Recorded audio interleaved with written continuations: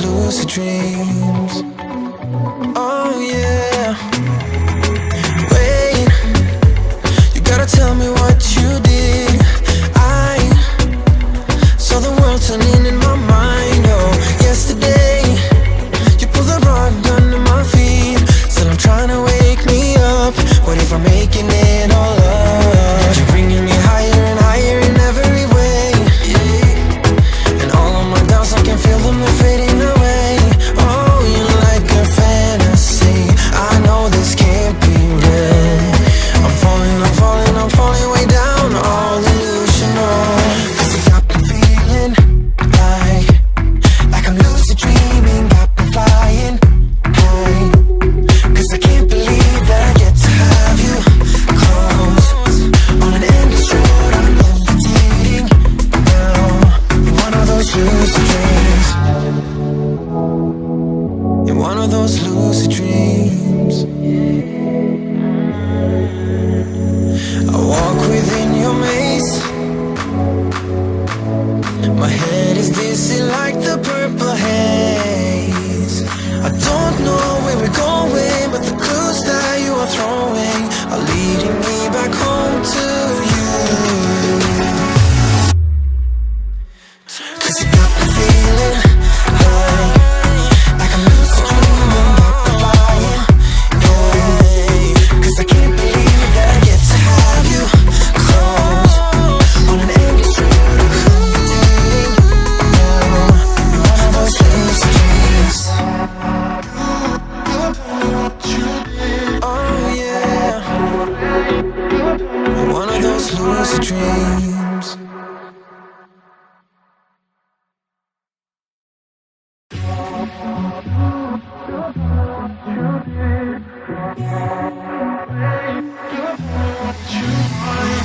Hey, I don't get what this is about. You got my head spinning on my shoulder.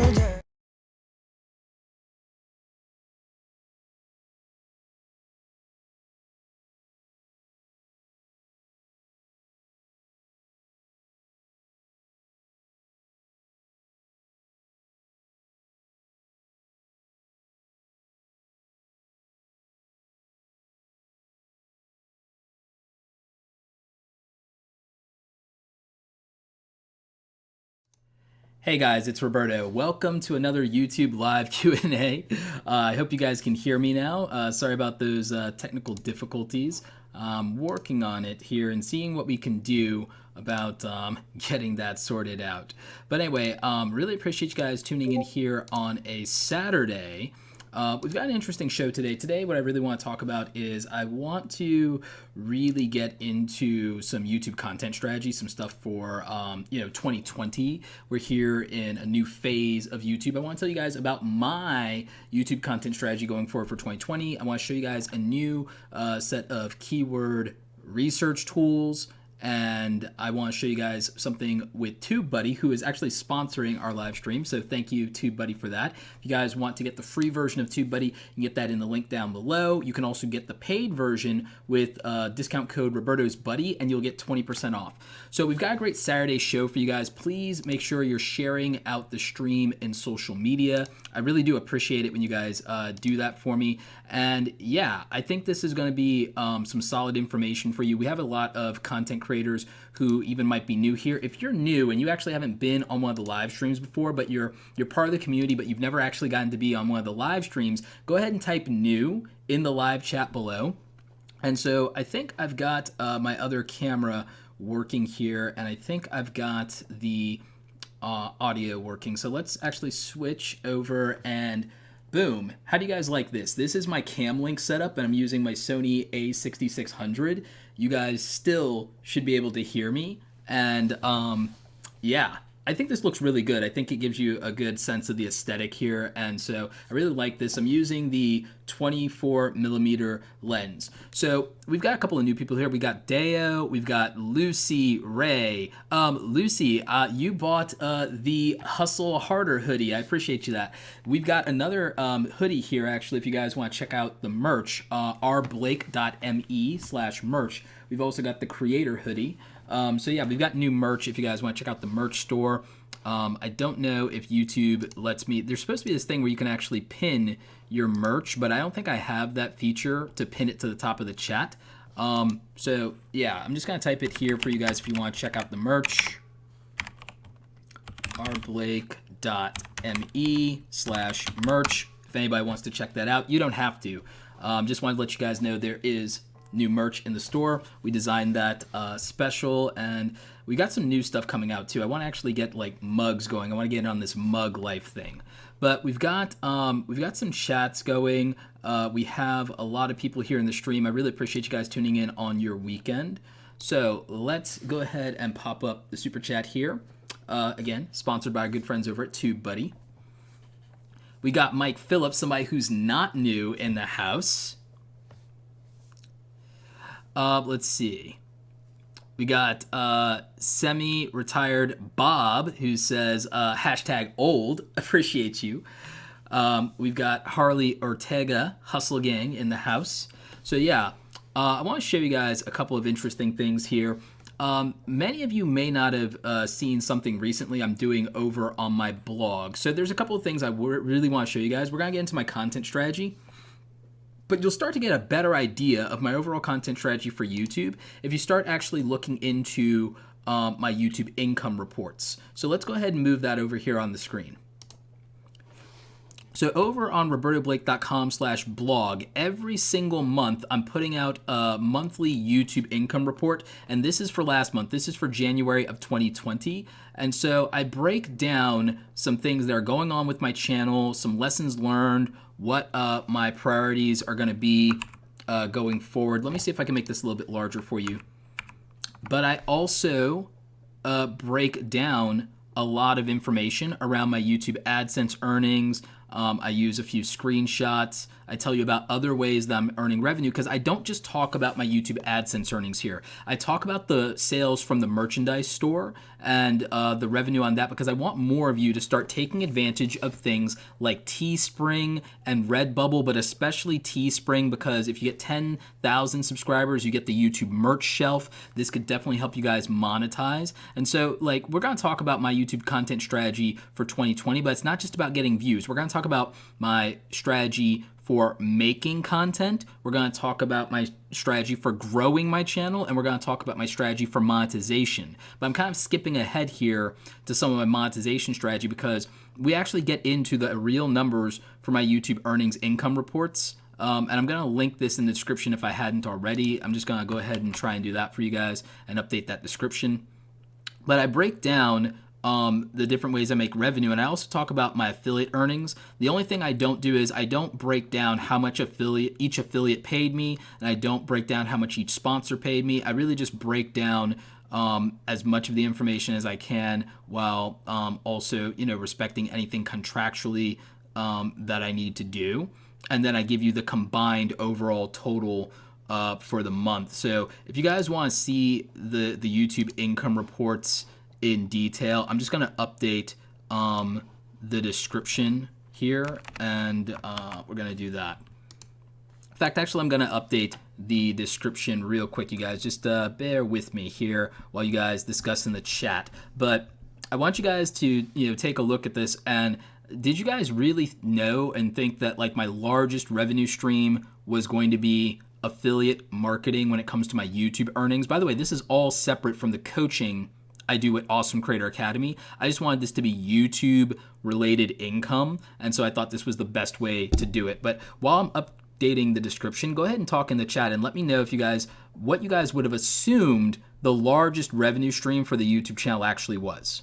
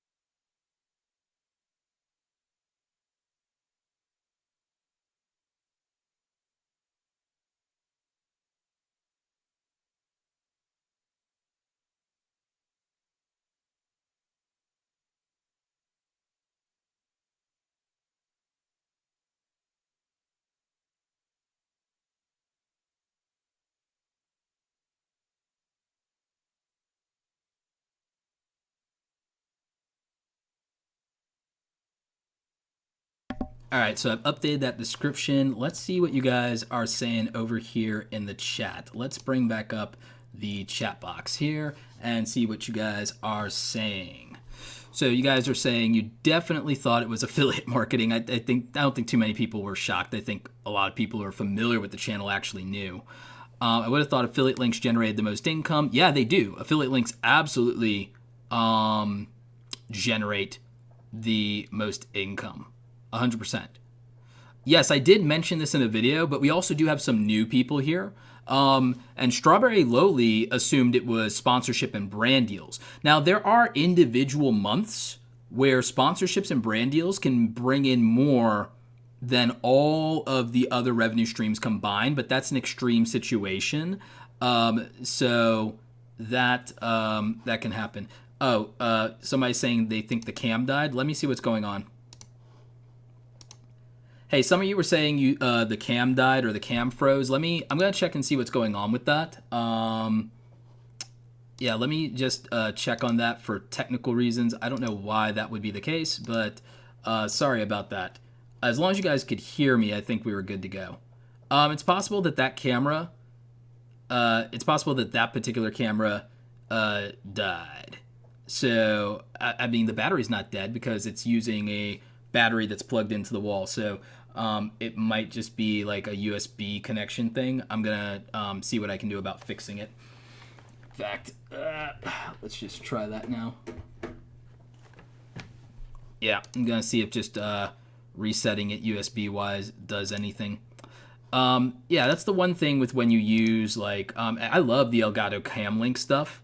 But when you use it, you have to account for like things like that. It could happen. So boom, I just unplugged it, plugged it back in. You know, I guess the plug is just not in there good all the way. I have to look into that. I might have to actually buy another one or return that and get something that's just like gonna stick there in the USB a little bit better.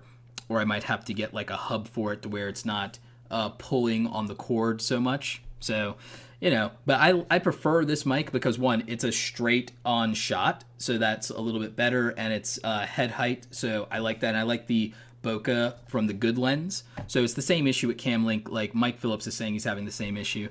So yeah, I just appreciate you guys keeping me aware when there's technical difficulties, hanging on the stream, and just being awesome. So definitely really appreciate you guys for that and bearing with me whenever things are imperfect. So let's see here. And also, I think closing this one thing like might actually help. Like, I'm just going to close these other two things, and that might help. That might actually help considerably to close a few little things here or there. So yeah, I mean, I really want to stress the fact that with YouTube AdSense specifically, like you can't rely on it, and I make that point quite often. But I show you guys the AdSense earnings in the hopes that you know, well, yeah, be inspired, because a lot of people want to see that and they want to be inspired by it. But it's really to give you a sense of what is possible and also what you might be able to do. But like, take it with a grain of salt. I'm in a business niche. In a business niche, the ad revenue is just going to be disproportionately higher than a lot of other things. And there are other situations like what country you're in and just multiple variables that I've talked about in other videos that affect the performance of the ads. That is why I don't really like the idea of content creators relying on ad revenue, yelling and screaming for YouTube about the ad revenue, begging YouTube to monetize their channel, because there's a lot that just can go wrong when it comes to ads. Now, when, you know, there are also things like CAPA that end up affecting, you know, people's ability to monetize. There were people getting millions of views and then CAPA, you know. So that's why I don't believe in it as a business model. I don't believe in relying on YouTube ads as a business model. And I get a lot of crap in Twitter and from a lot of people in the YouTube community about that because it worked out for them, but it works out for everybody who's an established creator until the day that it doesn't. And so that's why I try to always caution you on taking a more like common sense approach to YouTube. So let's see what you guys are saying on the chat. Always count on people to tell you when things are going wrong. Yeah, that's a whole thing. You know, Strawberry Lolly says, I want to share the stream, but I also want to keep Roberto's knowledge all to myself. Well, I super appreciate that. Thanks. But I'd appreciate you sharing the stream. Glare on my glasses. Yeah, that's just the reality of glasses and stuff like that. And I could try and move the lights around and do something about it, but I'm really just not going to do that. Just to be very real with you, to keep it 100. Diversifying your income on YouTube is super important. I mean, it's the strategy that I really believe in and the approach that I try to take with everything. I try not to take this for granted. I think a lot of people straight up take YouTube for granted. You know, that's how I see it. I see a lot of people take YouTube for granted. I see a lot of people act very entitled about YouTube and the system. I mean, when I was coming up, like, the idea that you would ever have unlimited free video hosting and up to 4K video streaming, no one would have imagined that that was possible, or that it would have been available to everybody. It would have cost something we would have all said, yeah, it's justified that cost hundreds or thousands of dollars every month to have those services available. And we all get it now for free. And so I just get frustrated when people don't appreciate the fact that we have that, and they feel very entitled about the gift that is YouTube and think that they should be getting more and more out of it.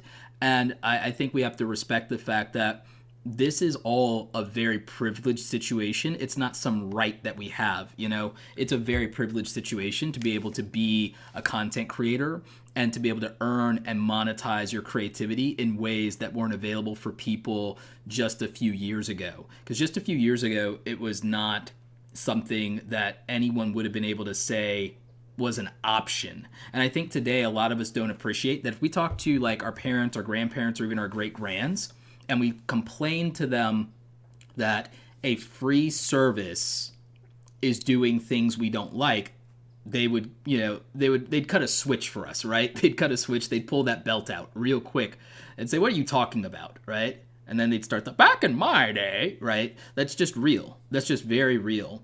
And I think about the opportunities that weren't available at all for like entrepreneurship, creativity, expression, just a few years ago. And so today I'm really trying to help people understand that they can literally find multiple ways to make hundreds of dollars a day, even outside of YouTube, using very basic skills that you can use on the internet. And it's really practical. It's really practical. And someone asked, how's the six-figure business going? It's going well. I mean, you know, and like I said, I dropped the YouTube income report for you guys. I mean, you can see how it's going. And I mean, the thing about running a business that a lot of people don't think about is becoming successful at YouTube, becoming successful at your business. It's half the battle. You have to learn how to live with it and how to find some kind of balance in your schedule, in your life, in your planning, in your relationships. You have to learn to not become obsessive and let these things overtake your life. And you have to learn how to operate and how to move with efficiency. And a lot of people never do figure that part of it out. They never reckon for everything that comes with success. You see what I'm saying? So that's just something that I think about on a pretty regular basis, and it's something I try to advocate for and teach you on the channel. And so what I want to do is I want to talk to you guys real quick. I want to talk directly to you guys, direct to camera here, about my YouTube content strategy for 2020, and then I'm going to show you some stuff in analytics real quick. So my YouTube content strategy for 2020 is to upload 3 to 5 videos a week on this main YouTube channel, and then maybe stream on the weekends from time to time. And then I'm also thinking of dropping like a motivational video on Sundays or every other Sunday if I'm feeling like it, or a day in the life of an entrepreneur vlog. So, because again, I want to have the opportunity to kind of talk to you guys about the importance of learning how to live with being a content creator, how to be consistent, and how to treat this like a business and respect it as a business, but also how to navigate and plan and work your way around it, because it's also a lifestyle. It's also a lifestyle if you decide that you're going to either become a full-time content creator or do it as a side hustle, or if any of that is something you aspire to, you are changing and adapting your lifestyle to include it. And so I want people to respect that. Travel Explore Click says, thanks for the transparency. It really helps me target new revenue streams. Of course, yeah. Targeting new revenue streams is really important. Hey, in the chat, you guys, can you tell me how many subscribers you have right now so I can kind of read the room? I want to get a sense of what you guys have going on so that I can, speak at a level and to something that's actionable for you. So in the live chat right now, just tell me how many subscribers you have, and then I can kind of read the room a little bit better. Techno Cannon says, hey, Roberto, not to get off topic, what lens are you using for the cam and you're using it right now? So I'm using a Sony a6600, which has real-time face and eye detection tracking, and it works even with my glasses, as you can see. And I'm using the 24mm f1.8 Sony G Master lens, and I'm using it at setting f.2. So that's what I'm using right now. Antoine asks, how many videos were you posting a week? Well, last year I was really inconsistent because of all my traveling, which is part of where I'm changing some of my own habits and getting back to trying to shoot and film and edit as much as possible in advance. And so what I am doing in my strategy is Mondays, Wednesdays, and Fridays are the days that I put out videos, but they're also the days that I focus on anything that's really more about me being a creative person. So my YouTube videos, trying to do my podcast, doing my writing and blog post and all those things. I set aside time Monday, Wednesday, and Friday for that. And then Tuesday and Thursday, I prioritize my business. Now, that's not to say that I don't do business things on Monday, Wednesday, and Friday. I do. But on Monday, Wednesday, and Friday, I'm putting at least half of my time or more into being creative and working on creative projects. And then on Tuesdays and Thursdays, I'm doing more manager work, admin work within my business and operating as the CEO, working as the marketing manager, working as the coach, working as the consultant. So that's how I do it. And then my weekends are open days where I can do whatever, whether it's living life or making content or streaming or planning or anything else that I want to do. So I have dedicated days to basically use more of my right brain on certain days and more of my left brain on certain days. And that's actually something that has been really, effective and efficient for me personally.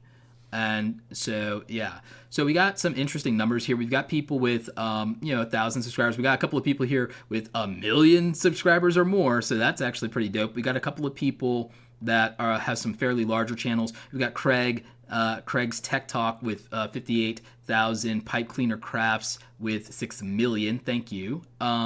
So yeah, we have people that are new, people with 1, people with 3,000, people with 9,000. We got King Frost Mayor with 60K. So we have people from all over the spectrum here in the community. We've got Josh Crawford with 72K. We've got Leo Slays with 2,000K subs. We've got World According to Briggs. Hey, how's it going, homie?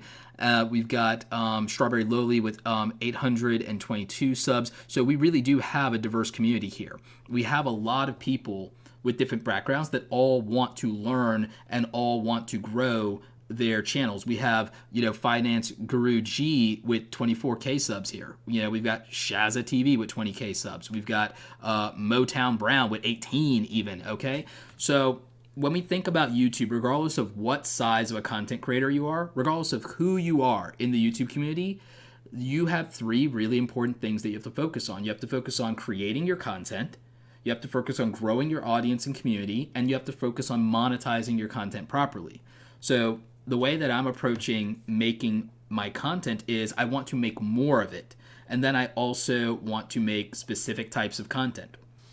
I want to make more of my content because last year I did 86 videos in the year, which is a lot of videos, don't get me wrong, but I wasn't as consistent as I like. The thing that I want to do and the thing I want to encourage more of you to do in your content strategy is find ways to be consistent with how much content you make, when you put it out, how often you put it out, and also with the consistency of like how you deliver and how you present your content and what your audience can expect from you. And so I think that when you don't do those things, there's a drop off and it hurts your channel and it hurts your growth as a content creator, you know? So that's why I feel that there is an issue that I feel there's an issue that we have to address when it comes to, are we putting ourselves in the best position to be consistent in our content? Are we putting ourselves in the best position to be consistent in it in a way that allows us to continue to not be overwhelmed? Because I think that's the thing that happens to the far majority of people. I think that people get overwhelmed. And that's even what happened with me, guys, is I started to get overwhelmed in the content that I was making. So when it comes to growing your channel, because I think that's where a lot of people are struggling. I want to show you guys something. So let's move over to the screen here. So when it comes to growing your YouTube channel, the thing that I think that is probably the most reliable is to start with search. But even if you're an established channel, you can still take advantage of search to kind of get off the YouTube treadmill. And one of the tools that Tubebuddy, who's also our sponsor today, has is the Keyword Explorer. And I want to show you guys how to properly use the Keyword Explorer for YouTube SEO. Somebody give me a topic. Instead of me coming up with a topic, I want one of you in the chat to give me a topic so that I can use the Keyword Explorer and try and see what we can come up with here. So throw me a topic and I'll try and put it into the Keyword Explorer and show you how you could theoretically optimize for that.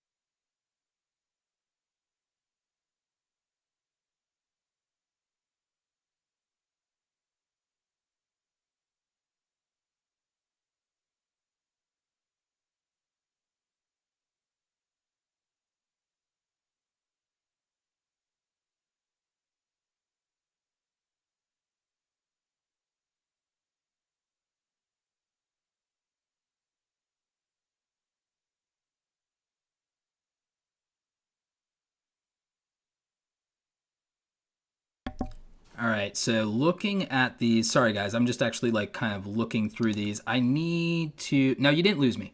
I just need, hang on.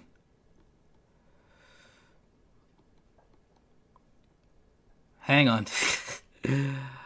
Okay, we've got a couple of workout motivation. Sorry, I'm just trying to read these and think of which one to, you guys can hear me, right? You guys can still hear me. Oh, okay. Let's see here.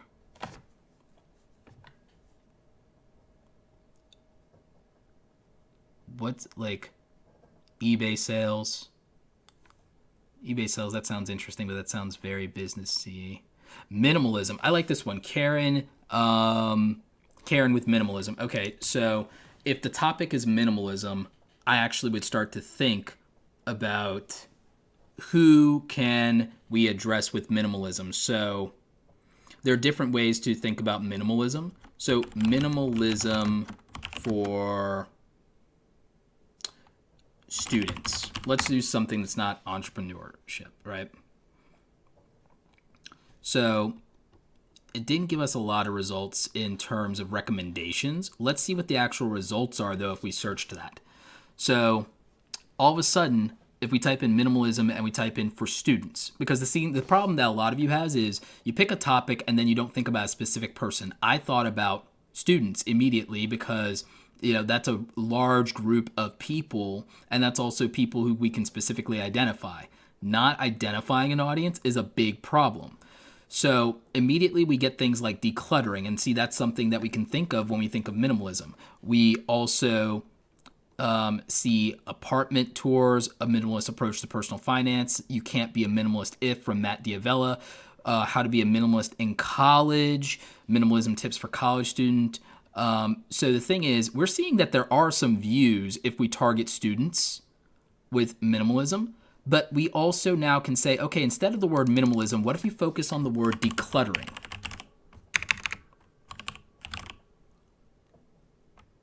So if we look at decluttering, and maybe I'm spelling that wrong.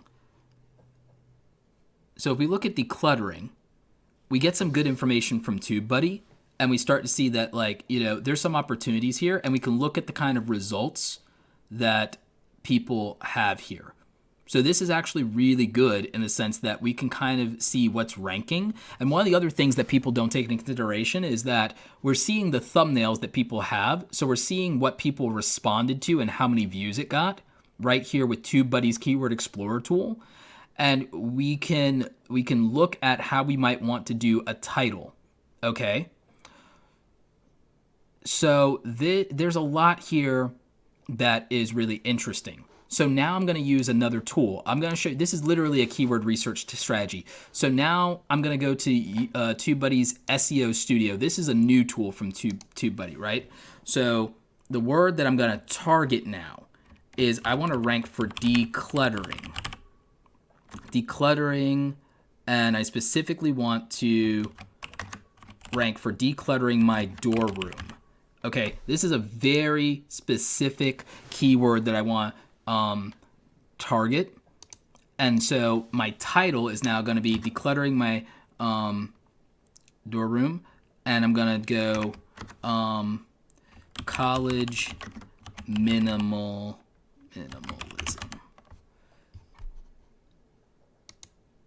Actually, college students guide to minimalism. Okay, decluttering my dorm room in college. This will help you with decluttering and getting more organized as a college student by embracing. This is a mechanical keyboard, so if this is getting on your nerves, guys, I'm sorry for that. By embracing minimalism. Now, I also want to try to blow this up a little bit so you guys can kind of see what's going on here. So I'm using the new SEO Studio, which is in beta from Tubebuddy, and you can see that by having this in my title, having this in my description, knowing that this is the keyword that I'm targeting, and I've included it in my title. It's in the front of my title. It is also included in my description in an easy to read way. So watch me declutter my dorm room from start to finish. Okay? So now I'm targeting this specific phrase, and this is the first 3 lines of my description, and this is a properly optimized video now, okay? And we haven't even gotten to the tags yet, and we have a targeting SEO score of 95. Now here's the thing about it. We didn't target the word minimalism because it's too generic. I want you guys to understand that. The reason we avoided targeting specifically the word minimalism is because that's too generic and it's too competitive for us to rank for. It also doesn't speak to a specific individual. It doesn't speak to a specific individual. So that is why we are going in on this, because this will be relevant to college students. Now, to use the SEO Studio and a lot of these features, you might need to be using the Pro version of TubeBuddy. I don't believe you need to use Legend. I think you need at least Pro.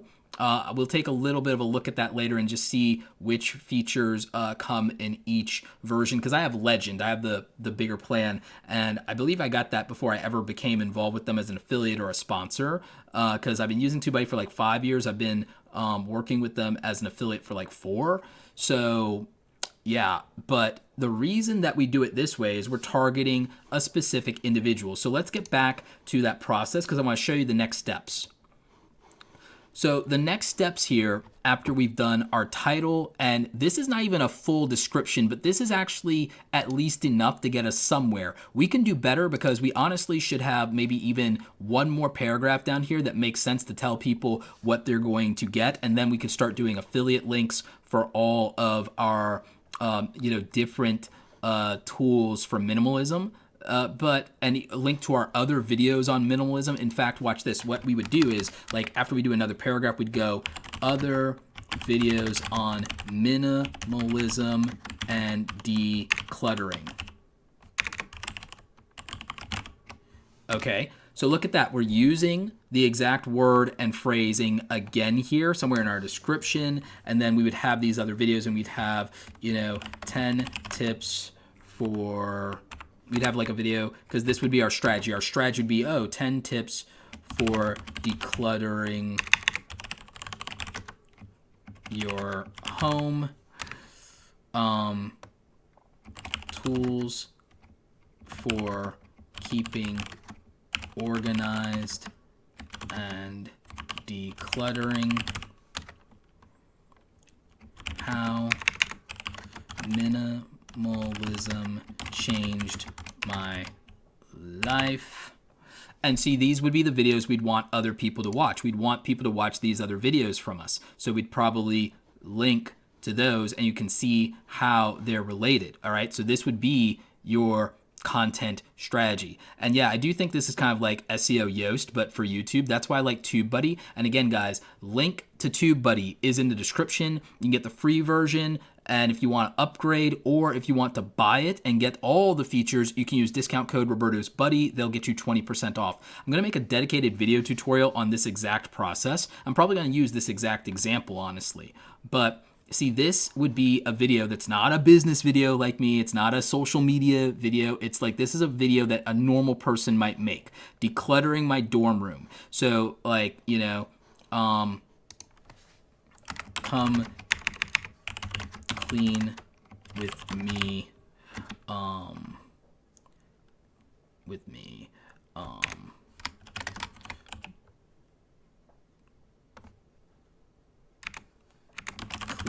my dorm room.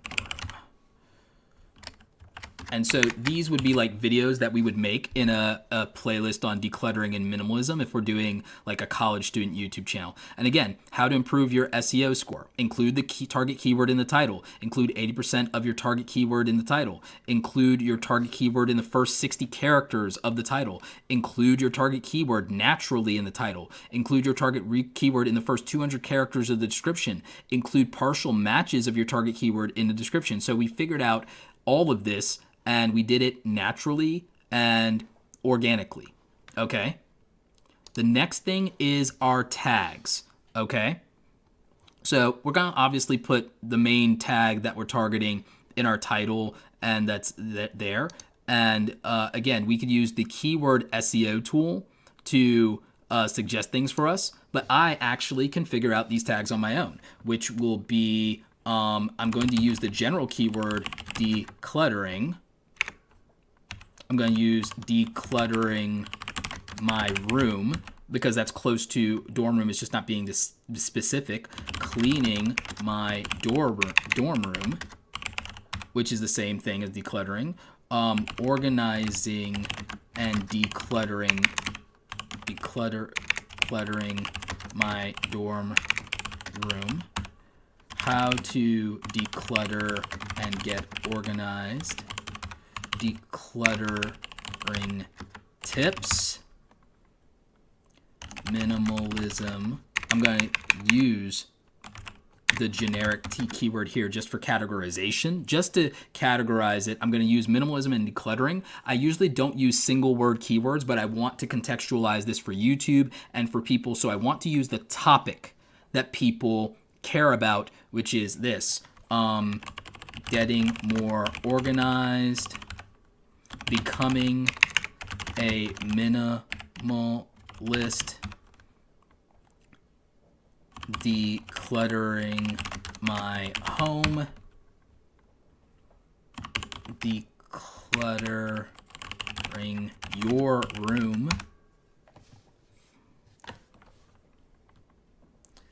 so these would be keywords that I would want to target because I feel like these are things that people would search for, and I feel like these are things that would make sense. So I want to ask you guys in the chat. So I'm going to bring up the chat here, again. So I want to ask you guys in the chat, does seeing that and seeing a keyword strategy for this topic for, okay, what does someone want to do? If they want to declutter their dorm room, do these tags make sense? Because we went with decluttering my dorm room, decluttering my room, cleaning my dorm room, organizing and decluttering my dorm room, how to declutter and get organized, decluttering tips, minimalism, getting more organized, becoming a minimalist, decluttering my home, decluttering your room. When we say that, does that make sense if our title is Decluttering My Dorm Room, College Student's Guide to Minimalism? So that is how I would approach this, and this is how I would rank this particular video. This is how I would set up my video and do my keyword research and think about this if this was the topic that I want to make. And with YouTube's and TubeBuddy's SEO Studio from TubeBuddy, we can plan our videos in advance, and we could set up a strategy for our entire YouTube channel, and we can plan our keywords, our titles, and descriptions, and we can think of all of this before we even film the video. We can do this before we film the video, guys, and that's why I love TubeBuddy and I love these kind of features, because productivity-wise, this is the perfect tool, and I would do this myself. By the way, I used to do this in a spreadsheet before I could do it like this in TubeBuddy, and I would plan my stuff, but you could literally, if you're making 2 videos a week or 3 videos a week, if you're going to make 10 or 12 videos for the month, you could write out your ideas, and you could take those 10 videos and you could do all of your SEO research. You could fix the title to make it perfect beforehand. You can get the tags right. You can get the description right. You can make sure you have a high SEO score. You can even make your thumbnail. And when it's all done, when you make that video, you can push a button here in the SEO Studio and you can apply it to the video that you've uploaded when you're ready.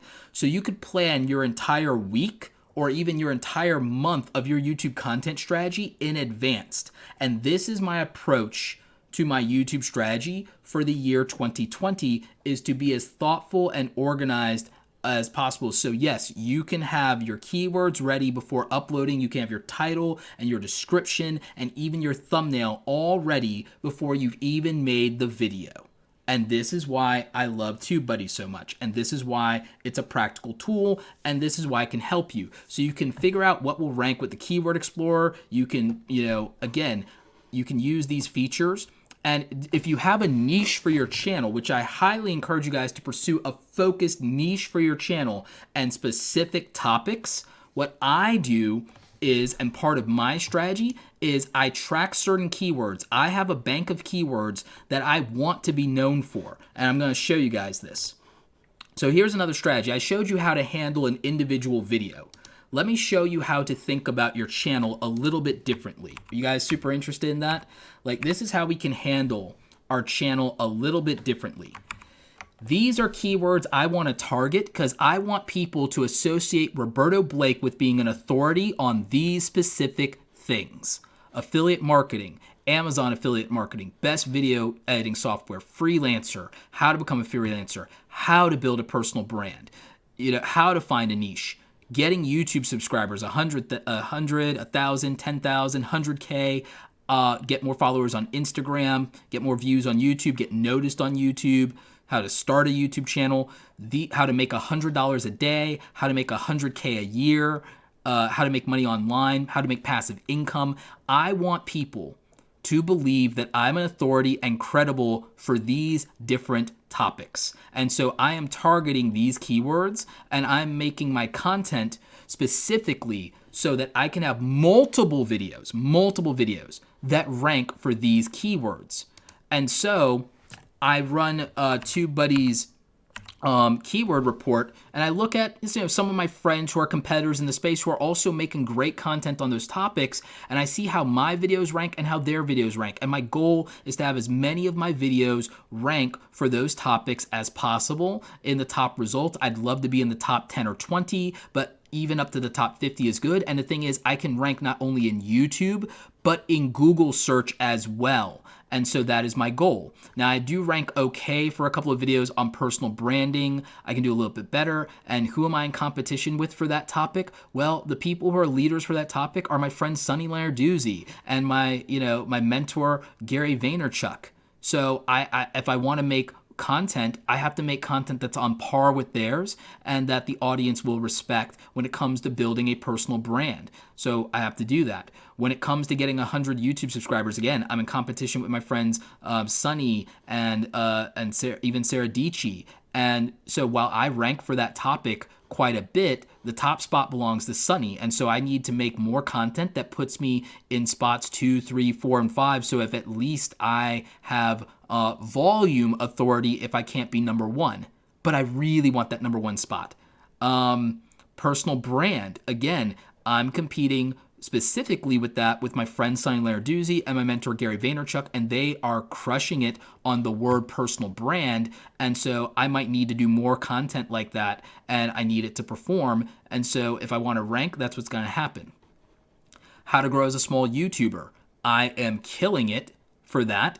None of my friends are really competing with me on that topic. I should go more on that topic, and it's produced some of the best viewed videos on my channel. But think about it, I'm reaching a specific audience when I go with how to grow on YouTube as a small YouTuber. Okay? So let's go to the chat real quick. So when we look at this, we've got somebody asking, are you going to join StoryFire? I have the StoryFire app. I'm digging more into it. I really like what I'm seeing over there. I think Jesse is a really smart dude. I think that he's making a niche platform. I don't think it's a direct YouTube competitor. I don't believe anything will be, but I think things will become the YouTube of this thing or that thing. It's also, not everyone can monetize on StoryFire yet, but they're working on it. And I expect great things from them as long as they can get it financially supported and backed over the next 2 or 3 years. If they can keep it active and keep interest in it for the next 3 years, they will be successful. And I think they'll be wildly successful. But I do believe it'll be a niche platform, just like TikTok's kind of a niche platform. Even though it's a macro platform, I think we'll see more the YouTube of, kind of like we're seeing the Uber of, instead of any direct YouTube competitor, because every direct YouTube competitor has historically failed.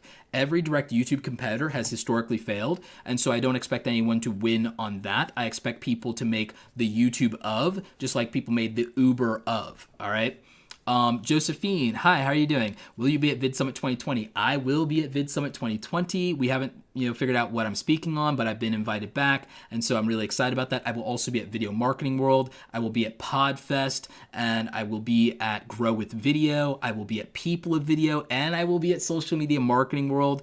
I'm trying to fill up as much as my speaker dance card as possible in 2020 so I can see more people from the community, and so we can do that. So really looking forward to it. Thanks, Josephine.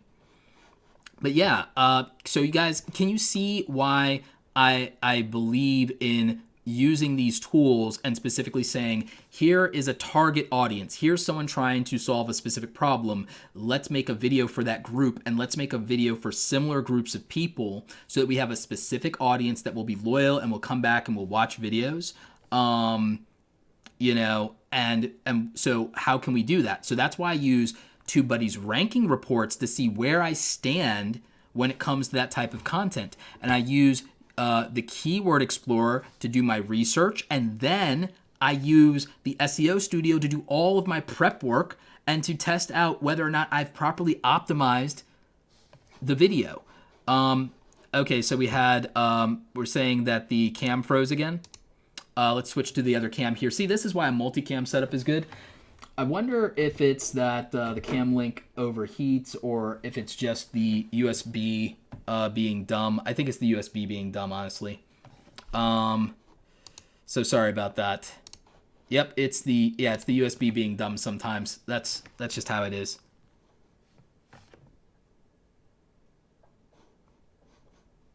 So, yeah. Treats by Tokyo says, I don't trust Roberto. He might work for YouTube. Well, first of all, if I did work for YouTube, that would actually make me more credible. That would make me more credible, wouldn't it? Wouldn't that make me more of an authority if I worked for YouTube? And, you know, you're saying you don't trust me, but I'm looking at your channel in real time, Treats by Tokyo. You haven't made content yet. So, I mean, you don't trust me, but you haven't made any content yet. Is anything that I'm saying so unreasonable? And again, if I blocked you on Twitter, you were probably being a troll to me. You were probably being disrespectful. You were probably being mean. You know, I don't, so I don't like let people disrespect me on Twitter the same way I didn't let people disrespect me in high school and everything. I was a little guy. And a lot of people tried to bully and pick on me in school. And you know what? I proved that I can punch above my weight class. And so I had to go to the office a couple of times. And so that's just how it is. So I'm not going to take crap from anonymous people on the internet who don't show their face and don't use their real name. I'm out here showing you my results. You don't trust me? You know what the cool thing is? The cool thing is I actually show you exactly how I do things, you know? I actually show my YouTube analytics, including my YouTube income reports, my YouTube earnings. So somebody who was being dishonest wouldn't literally show you their whole damn dashboard. Boom. Let's go into analytics.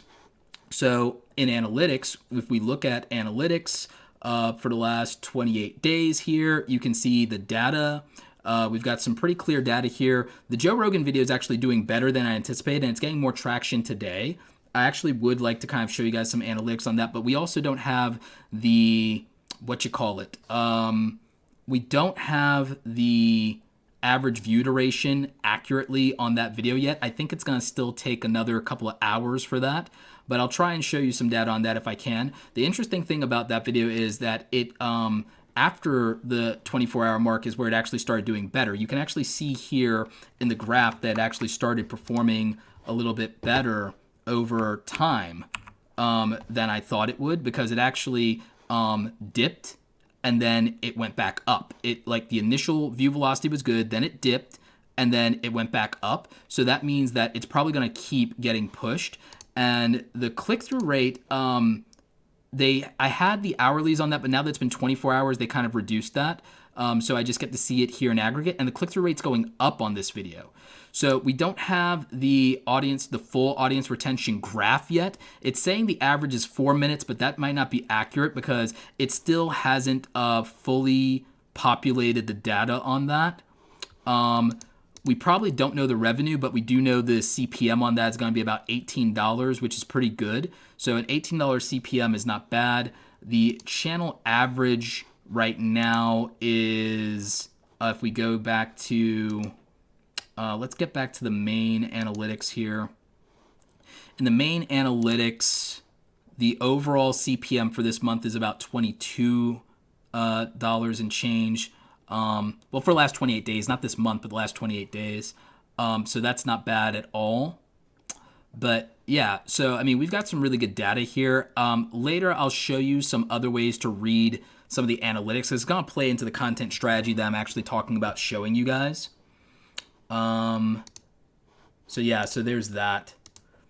But when it comes to how people are with me on Twitter, I'm very much about like punching people back just a little bit, because I don't respect bullies, and I don't like people disrespecting me, and I don't like not setting the example that you can stand up to people and there's a way to do it. And yeah, I block people I don't like. I block people who are mean to me. I block people who are disrespectful. I block people who come at me sideways. I block people who make wild accusations like you're a YouTube paid shill. Guys, if I worked for YouTube, I would brag about working for YouTube, okay? If I worked for YouTube as an employee, one, I would be legally obliged to disclose that the same way I disclose sponsor deals and brand deals. I would have to actually say that.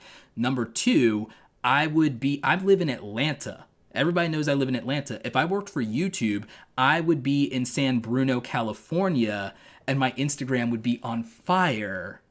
And, you know, I would probably be like, real talk, tweeting you guys from like Star Wars Galaxy's Edge every freaking week. You'd be seeing me, you know, walking around with like stormtroopers and Kylo Ren and being a big old Star Wars nerd because we know how I feel about Star Wars and how much I'm a part of that community. So yeah, if I worked for YouTube, one, I would live in San Bruno because most of the workers for YouTube aren't remote workers. And other than San Bruno, there's only a couple of other offices. So I'd either have to be in San Bruno or in the New York office if I worked for YouTube. So that's number one. Number two, if I worked directly for YouTube, I would be making a lot more money and I would probably spend it on something stupid. And and number three, I would have to legally disclose that I'm working for YouTube. So, and again, if I worked for YouTube, I'd probably like have even more insight to the algorithm, which would actually not be a reason to distrust me. It'd be a reason to trust me more. Let's think about that. That's the stupidest accusation that I get out of all the claims that people make about me. The funnest one is that I'm a YouTube employee, I'm a YouTube shill. I mean, this is a little ego driven. I kind of think if I worked for YouTube, you guys would probably throw me a parade and then also like bribe me with sushi to tell you about, you know, what's working over there. So the salon guy, good to see you, brother. I'm going to start posting content 5 days a week soon. I did a poll and over 90% of my subs want to see more content. I do 3 a week now. Thoughts? If your audience is saying they want you to do more content, then I believe in giving them what they want as long as you don't burn out. You have to think about whether or not you can handle the schedule of 5 days a week reliably, what systems you have in place to do that, and then what is it that you're going to do that's going to not allow you to run out of material and content and ideas, and how you can do the prep work. So if you're going to move from 3 to 5 videos a week, you're doing almost double the workload, and I want you to really make a strategy and a plan for the workload itself and for making sure that the quantity does not result in some way the quality diminishing, because I don't really believe in quality over quantity. I think they have to work together. But I do believe that what people do that hurts the quality is if they do too much, they burn out, or they miss things, or they get overwhelmed. So I think that structure is important. If you're going to ramp up your schedule, then you'll need to check the performance of the content and see if doing more is working for you and what you're really getting out of it. But I do believe it can be good to do more content sometimes, especially from a monetization standpoint. It does allow you, the more content you make, realistically, the more opportunities and the more inventory you have for advertisers. So it does make perfect sense to make more content and therefore make more money. You may not get more views, you may not get more subscribers, but there is a significant chance that you will earn more YouTube ad revenue, more affiliate revenue, more clients, more product sales, whatever it is, if you actually made more content, because more content would then equal more opportunity and more exposure. But I know a lot of people then get discouraged by whether it gets them more views or not. So that's just something to think about. Is this move a monetary play? Is it a growth play? Or is it a authority play? Because making more content could be you want to build more credibility in the industry because you want to try to dominate for some specific keywords, even if you wouldn't get more views out of it. So that's why I'm thinking there. So Techno Cannon, thank you for the $5 super chat. Thank you for the great content, your source of information. Well, thank you. I appreciate that. So we got another $10 super chat. Seekerism, super helpful, man. Haven't posted videos yet, and this is going to save me a bunch of time. Yeah, awesome. But yeah, so that's my thought.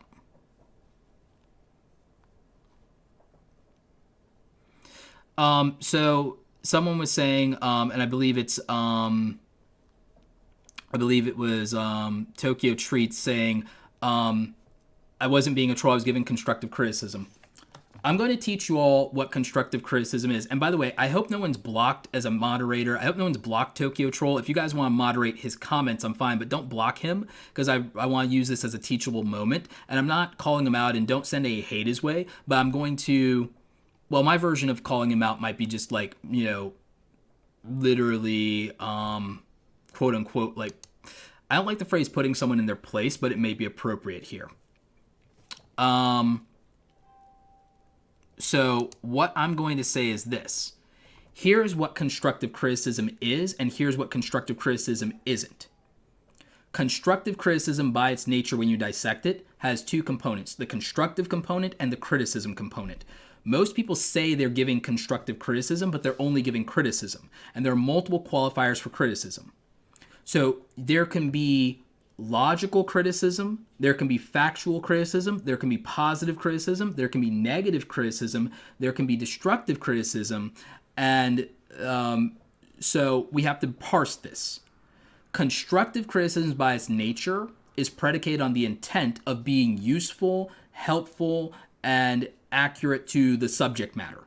So to be constructive, you'd have to be useful, you'd have to be accurate, and you would also have to be actionable. You'd have to be actionable. Saying I don't like something isn't constructive criticism. Even saying why you don't like something, if you're not offering a solution, is not constructive criticism by its nature. It's negative criticism. And if you are also attacking somebody, and by that I mean if you are calling them names, if you're making an insinuation, if you make an accusation about them of any kind, especially one that you can't back up with facts, data, receipts, then guess what? It's destructive criticism and it's negative criticism. It's not constructive at all. It is, in fact, invalid criticism because it can be negative or destructive, but you would then also have to be logical and factual to still qualify for constructive criticism. Now, someone's asking, why do you let it get under your skin so much versus simply ignore it? I don't want to ignore it because I want to make it a teachable moment. I want to make it a teachable moment, and because it's not just me. This person also attacked people in my community. He attacked Josephine for correcting him. He said, that person is saying, quote unquote, what are you, Roberto's girlfriend? It's probably the nicest, most positive attempt at insult I've ever received. So guess what? When someone does that, I can't leave it alone because this is a teachable moment and because they're also attacking someone in my audience. So it's not the right thing for me to just ignore that. It's for me to call out these, what urban music is saying are ad hominem attacks, which I agree, that's a good classification. And again, to use this as a teachable moment for you so that you don't think that you have to subject yourself to negativity or be called, oh, well, you can't take criticism. Here's the thing. Nobody should take criticism well. Think about it like this. No one's obligated to take criticism well. You're a human being. You don't need to take criticism well. You need to take constructive criticism well, but you don't need to take criticism well. You only need to take constructive criticism well.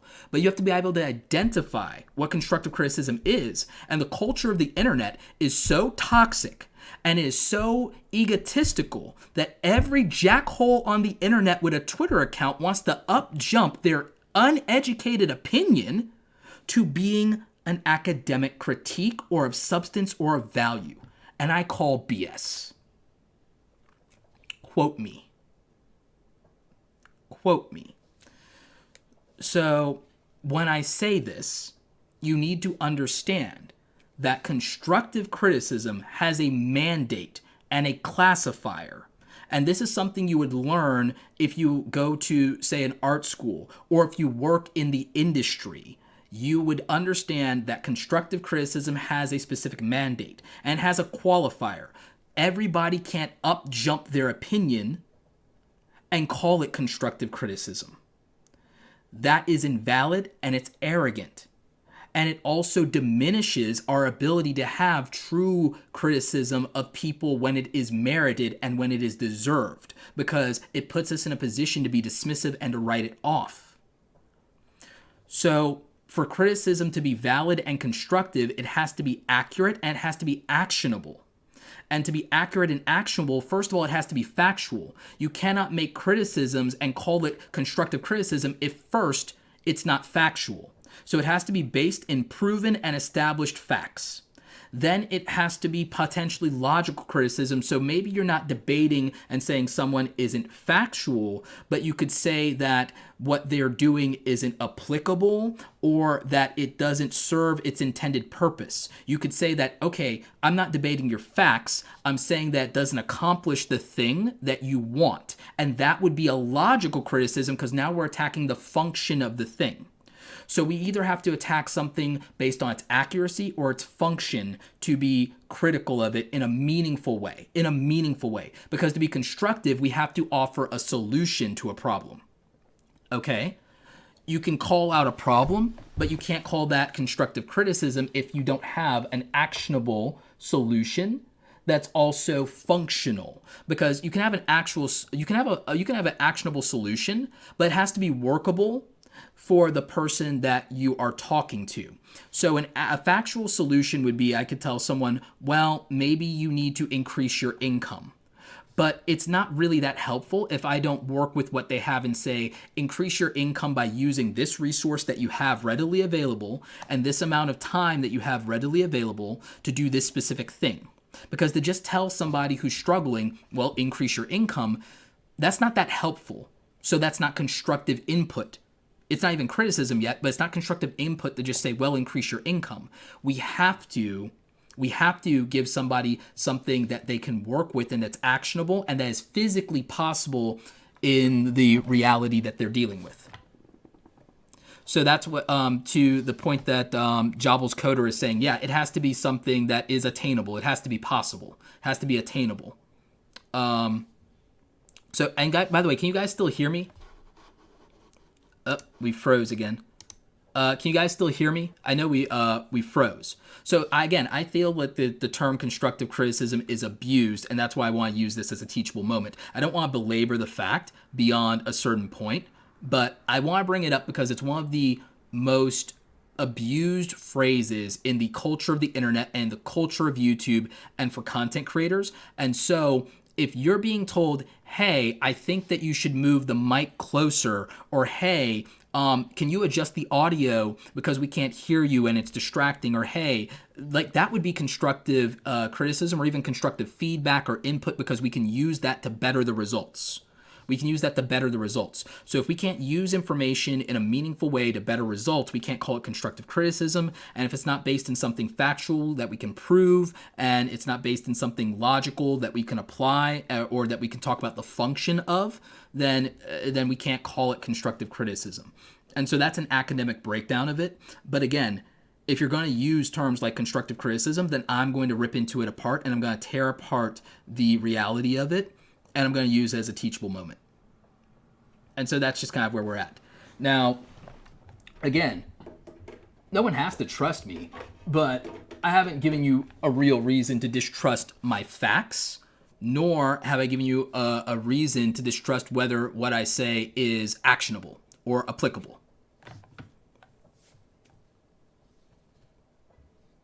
And then this person also is going to say that they're not being a troll when they say that, Roberto, I'm on to you. We know you work for YouTube. You can't tell us, like them scrolls from Captain Marvel. You can't prove you don't work for YouTube. I'll make a similar channel, but a real creator. Treats by Tokyo, you are welcome to make any YouTube channel you want, and you are welcome to make content that you think helps creators. But here is the little problem with that, homie, is I think that if you are not going to use your real name and face, that you're probably going to have a little bit of a credibility problem. And I also think that it's going to be hard to take someone seriously who hasn't made content yet on this, but you're welcome to do that. Anybody can make whatever content they want. So more power to you, homie. And you know what? If your content's actually good, maybe I will share it. You know, if you don't want to act like a clown shoe, maybe I'll share it. But there's a real chance that I probably won't because you've already kind of pissed me off. So there is that. But it's whatever. And if you work for a company, cool. Tell me your company. You can send it to me in email. You can whatever. Because I would like to see what company you work for because that'd be cool. And, we can talk about candor and we can talk about where I stand in the community because maybe I should just go ahead and do consulting for your company. Maybe I should talk to them about that. And maybe I should, screenshot them how you talk to people in my live streams. Maybe they'd be very interested in that. So I'd love to work for that. Prove that you don't work for YouTube. I don't work for YouTube. Like, I don't know how, why would I hide that I work for YouTube? If I worked for YouTube, I would brag about working for YouTube, homie. I would brag about working for YouTube. Why wouldn't I brag about you working for YouTube? Why would I hide that? And why would that be a reason to distrust me? Again, if I worked for YouTube, I would do an interview on this channel with Robert Kinsel, the Chief Business Officer of YouTube. If I worked for YouTube, I would be sitting there doing everything to get an interview with Susan Wojcicki and get her to debunk a lot of the myths that the community and trolls like you and jackholes like you probably spread on the internet.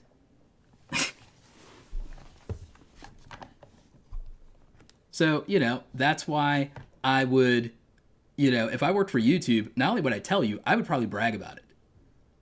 I'd probably have that exclusive YouTube book bag and that really nice hoodie.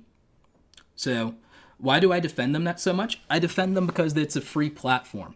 I defend them on everything because it's a free platform. And I defend YouTube so much and everything like that because there are a lot of entitled jackhole creators. There are a lot of entitled jackhole creators who don't know how good they have it, my friend, because there are content creators that are overseas that don't even get a lot of the attention and a lot of the features that we get here. They don't get the CPM rates. My homies in Brazil don't get nearly a fraction of the AdSense earnings that we get because advertisers don't buy ads in Portuguese nearly as much as they do in English language. And I'm tired of watching entitled content creators here moan and complain about how hard they have it. I watch small content creators in this community bust their hump every day and never complain.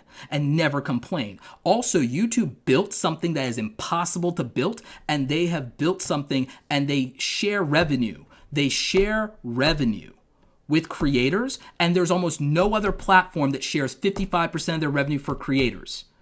That is how, and the thing is, I'm straight up about that. And a lot of content creators will want to pander to the populism of how cool it is to hate on YouTube while simultaneously taking a check from Google and YouTube, and they will hate on advertisers and whine about the adpocalypse one day and then be grateful and take their check the next day. So I'm about calling out the culture of entitlement, and if you want to say that I'm a YouTube shill or a YouTube apologist, my friend, I would say that you're full of crap and that you're soft and that you're weak if you want to whine and moan about what a free platform gives you. Cut that crap out. Go whine to your parents and grandparents and tell them that you're complaining about a free platform that gives you unlimited web hosting, unlimited bandwidth, 4K live streaming, and then offers to split 55% of the AdSense revenue when you didn't write a damn line of code and you didn't go and broker advertiser deals, and they're going to give you 55% of that, the lion's share of the cut.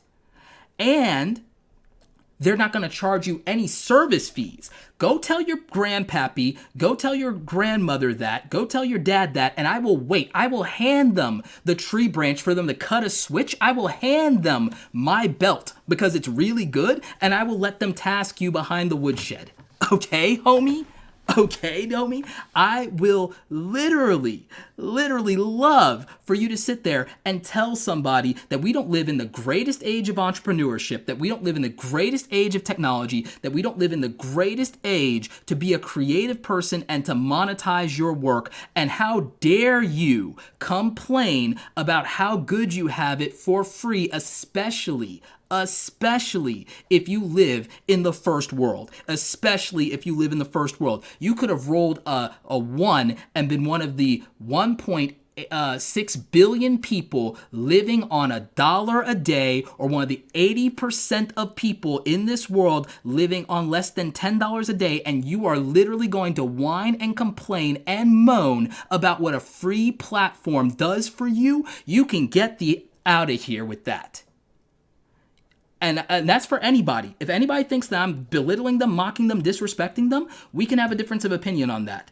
But I am very adamant about the entitlement issue, and I am very adamant about how good we have it and that people need to buckle down and that they need to work really hard, because 55% is not nothing. Because most of us who've ever worked a 9 to 5 job, did not get 55% of the value that we created for the company that we worked at in our 9 to 5 job. And for you to say that 55% is nothing, and for you to whine about YouTube, you are crapping on every single working class content creator here who still works that 9 to 5 job. And I'm not for it. And so when you know what? You may think I'm defending YouTube and Twitter. I'm calling out entitlement, homie. I'm calling out first world problems, homie. Complaining about YouTube is the absolute height of a first world problem. And as somebody that came for nothing, I have very little sympathy for people that are going to whine all day about their first world problems.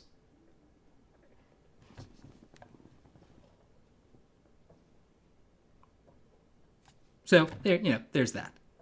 But I've also squandered a lot of my audience's time on somebody who literally has 0 videos, or at least that's the account that you use to troll people and everything like that. And I really wanted to get that out off of my chest. The platform is terrible, it's getting worse. The platform is terrible and it gets worse. The platform is terrible and it's getting worse, homie? Really? How the hell is it getting worse? And that's why people create Storyfire. Jesse is one of the most talented content creators on this platform. And you know what? His issues notwithstanding with YouTube, Jesse 2 years ago, McJuggernuggets, one of my favorite content creators. I was watching him before he blew up. He was one of the first people I ever watched on YouTube, one of the first people I ever subscribed to. Jesse was one of the first people to advocate for and evangelize and show what was possible and revealed a lot about how YouTube money works, my friend. Now, his current situation is that the advertising climate of YouTube has changed. And as somebody who is an advertiser and buys ads for their business and works with clients who do the same, I can tell you that advertisers have changed. And the culture of advertising has changed, and they're not really interested in spending money willy-nilly to cut content creators a check. They want us to be a good vehicle for their brand. They want to sell things. They don't run ads on our channel for the heck of it, my friend. That's not how capitalism works. By the way, when I visit YouTube, and I actually go to conferences, and I speak with people who work at YouTube, I give them plenty of constructive criticism and feedback, and I've done entire lengthy rants about everything that YouTube can do better and improve the structure of the platform, the communication that they have with creators, and features that I want them to include. But I also don't believe for 1 second that they're going to take advice and stuff seriously if you sit there and if you tweet at Susan Wojcicki and whine and moan and complain every damn day. I don't think that they're going to be receptive to that. What I think they're receptive to is when you give good ideas and when you talk about meaningful ways to improve the platform in a way that actually makes business sense. And actually, if you've ever written a line of code in your life, you might actually be able to give them some valid feedback. So that is the deal. Now, to Billy's point, Billy's saying, I'm thankful to be a creator, but I wish advertising would pay equally around the world, but that would be a fairy tale and not capitalism. I agree with this statement. Because one of the things we have to understand is how advertising works. And the way that advertising works is that advertisers want traffic and exposure, and they want the ability to sell their products. Now, it's unfortunately true that the economic situation, America is a pool and a central hub of wealth, and that wealth doesn't exist at a global level equally or equitably, and it probably won't ever. And therefore, that means that advertising and commerce won't exist at that level in every country ever. So we can't expect that ad revenue would do that. And there's also language barriers, and there are products that are appropriate to a culture per se. So those things, geography, demographics, consumerism, culture, all those things affect the advertising industry in a very real way. And that's just legit. And so, that's where the nature of the industry lies. And when you accept that, you can either position against it or you can complain about it. Capitalism dictates that you would position against it and make the most of the situation you can. And so that's why I know a lot of foreign content creators are also making secondary English-speaking channels, and that's really helping them, and they're getting better monetization because they have English-speaking content now. But I also think that from an audience standpoint, you can dominate and become famous locally and get other opportunities by being a hometown hero, by speaking your native language, even if it's not English, and that you can build up your notoriety at a local level, and then it can launch you into being an international platform later. So I would say that is something for people to really, really consider. So, yeah. And at this point, I'm just going to personally block Treats by Tokyo because they're offering nothing constructive. And I think that they're one of these people who keeps insisting that YouTube just bow to the wishes of creators, and it can't do that and run a business. And it can't. No, I blocked him forever because he doesn't even have a channel from that account, and he's taking way too much time from the rest of you and from me.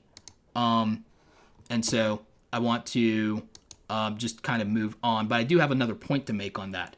On the point that, the person brought up, like, the reason that I want to call out this point is that for you, for a lot of you, you can argue and you can say that, like, YouTube can do more for creators, but YouTube does a lot for creators as it is. I would argue they do more for creators than every other content platform, okay? I would say that the feature set of YouTube is better than almost every other content platform. And for that reason, that's why so many of us are attracted to YouTube as a platform. If YouTube was so god-awful, everyone complaining about it would just leave. They would just leave. So YouTube's not so bad. It's not perfect, but I've been on YouTube a long time, and the platform's actually better. It's not worse. But a lot of the people complaining about it, I'll be very real with you. Most of the people who complain about YouTube are not operating within fair use and fair dealing, and even when you are, you're still vulnerable to copyright law and copyright infringement that exist outside of the United States.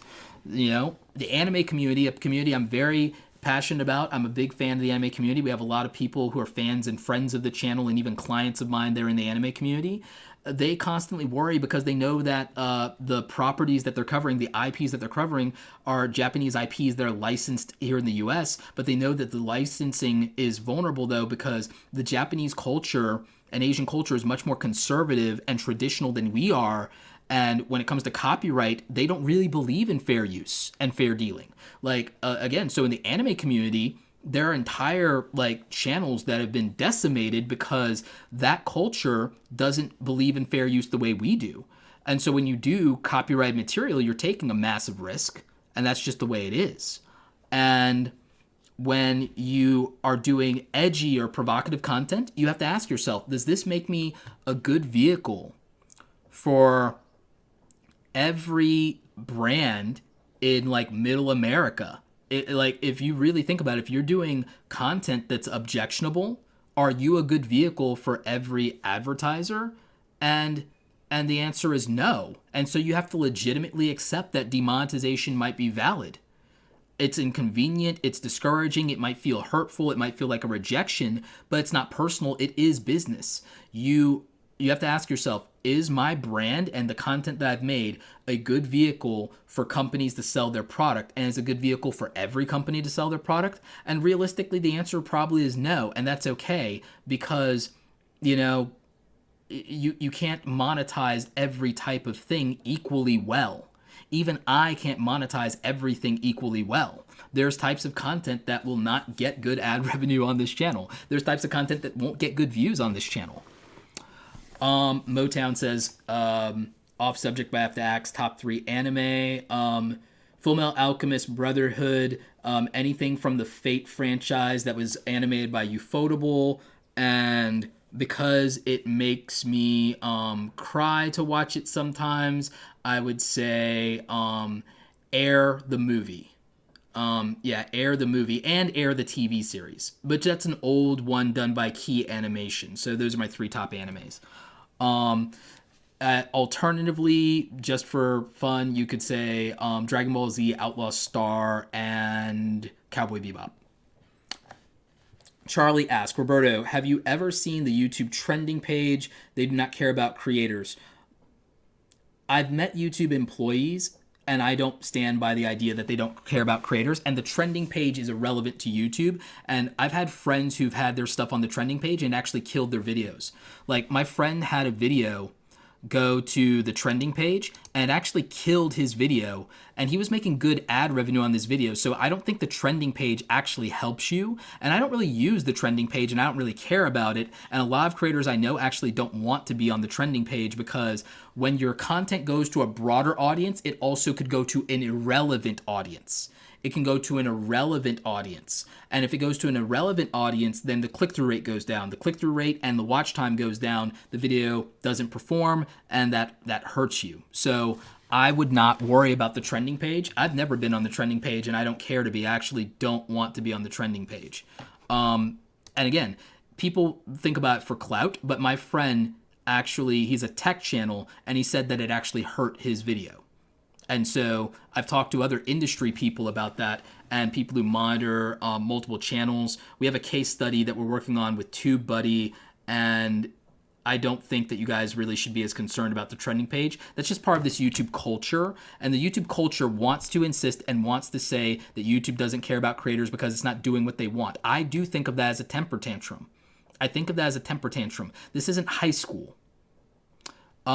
Josephine asks, have you ever mentored a music channel? Actually, I've done a couple of them. I've actually mentored a couple of music channels. One of the ones I mentored, I think Frost is here. If Frost FM is here, he can tell you about what we worked on, and he actually was able to get some significant view increases for the month, and I think he got like a 30 or 40% view increase by using the strategy we talked about. And the thing is, it was something that he'd actually done on his channel before. He just didn't think about it, and we looked at what had historically performed and what the pattern was for what viewers were interested in, and then we built an idea for a playlist of videos he could do. And then because he could do these remix loops,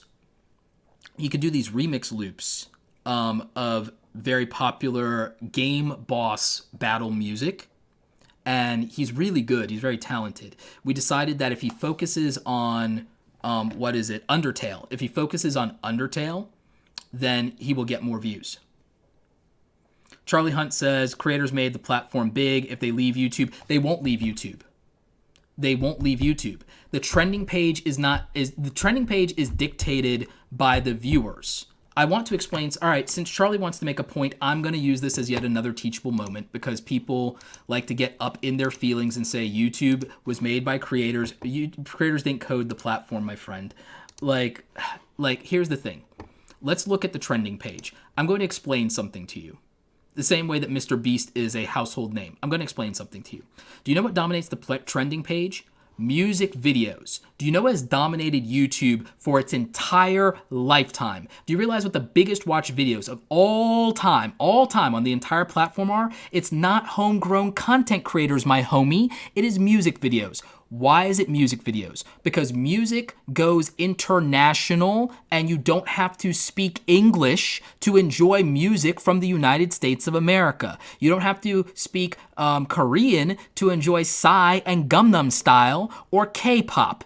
And so music gets views on YouTube, and so it gets on trending.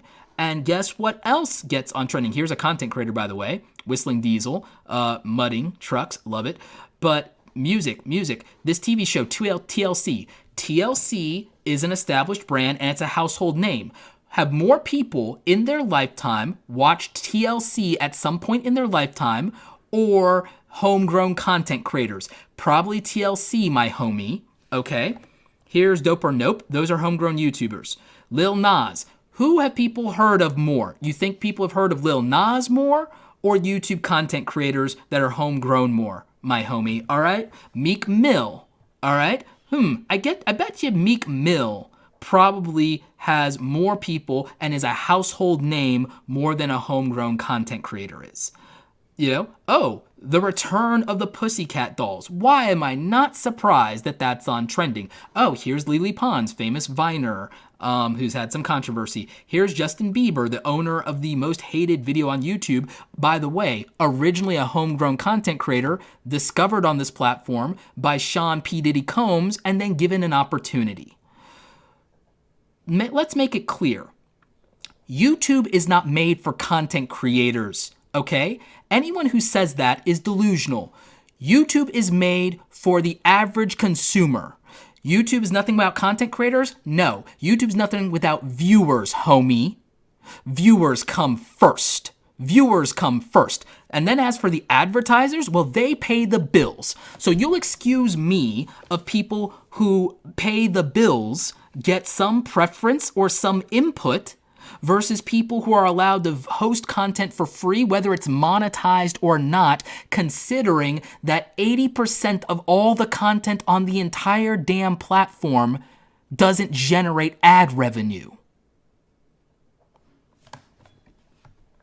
There are over 150 million channels, and there are 30 million channels that are in the YouTube Partner Program, and the majority of those channels, as you well know, don't bring in significant ad revenue, and 90% of all traffic on the platform goes to the top creators, and they've earned their place because the viewers decided that they earned their place. The viewer decides. The viewer decides. The viewer comes first in the hierarchy and the period.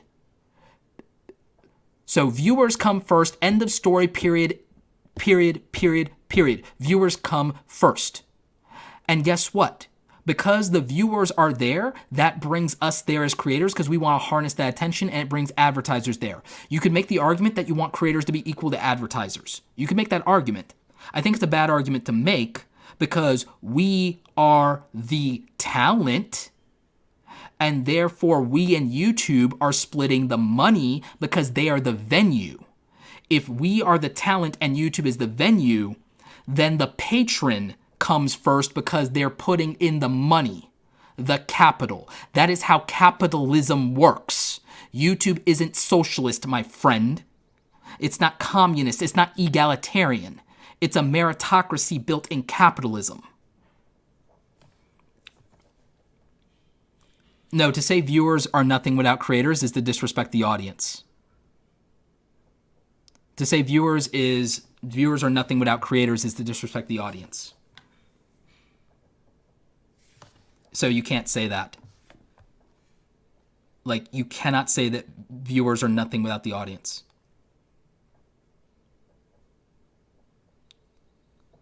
Charlie, if labels pay to put songs there on trending and promote it, then expose them and expose the music industry, my friend. Go to war with the music industry. Charlie Hunt, if that is real, then expose it and become famous, my friend. If you can't show receipts, and you're going to make claims that either people work for YouTube or people pay to be on trending or this is this, if you cannot show receipts, then sit down and shut up. If you cannot show the receipts, then sit down and shut up. If you can't find my YouTube employee ID number or some shit, if you can't sit there and if you can't show that I live in San Bruno or in Manhattan and you can't see me clocking in every week or something, then shut up with me being a YouTube shill and working for the company. And if you can't expose the music industry, if you expose the music industry for putting videos on trending, I would be happy and I will retweet the hell out of it and I will make a response video. And if you want to expose the music industry, because I'll tell you, the music industry is kind of scummy, my friend. You won't hear me have any complaints if you can expose the music industry, especially if you can expose the music industry and the people who do false copyright claim and things of that nature. If you can expose that, then do it. Do it. As Palpatine would say, do it. Do it now. Yeah, like, do it. But trending is meaningless. Trending is meaningless. Like, it doesn't matter to get on trending. It hasn't helped people really blow up because they got on trending. It actually hurts your video in a lot of ways because the general audience probably won't care. Like, I really am not interested in this We Broke Up video. Like, so every time I don't click on that, it's not helping. I don't care about, what Tati Westbrook is doing. Sorry, Tati. Like, something to tell you? I don't care. Making DIY Oreos, that I might care about because I like Oreos. you know. But these music videos, I'm gonna watch these music videos like normal people, not people who are obsessed with the internet culture, not people who are content creators, regular everyday people. Normies outnumber us, my friend. Normies outnumber us. What happened to Vine was a lack of funding. So there's your point. Viewers loved Vine. Creators loved Vine. It wasn't making any money, so Twitter cut it. It wasn't making them enough money. So there you go. Oh, the lack of money. The thing that we get from advertisers. Why advertisers have clout. Advertisers have clout because platforms die without it. You know who was a creator-first platform? What happened to VidMe, my friend? What happened to VidMe, homie? VidMe was a creator-first platform. VidMe was a free speech platform. What happened to VidMe? Oh, it died due to lack of funding.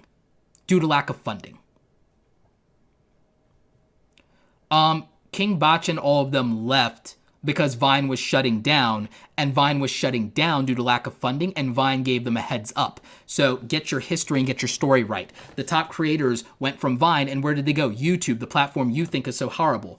Vine died due to lack of funding. Charlie, Vine went for lack of funding.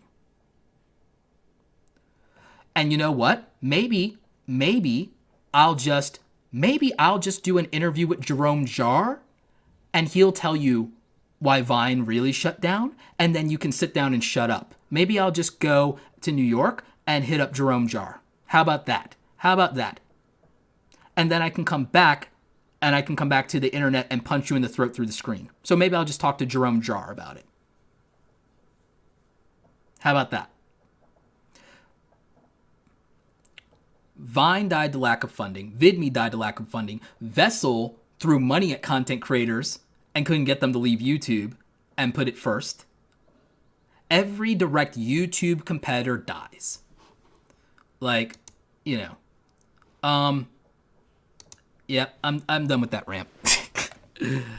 I'm done with that rant. And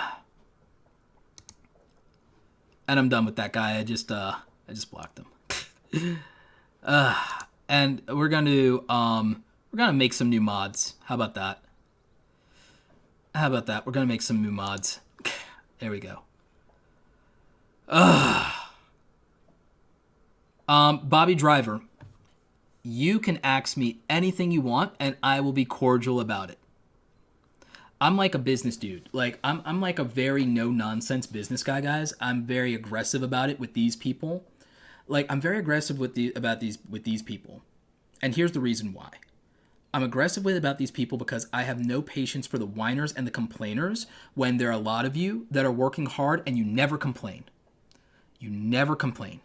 So many of you work hard, and I see it, and you never complain. Not once.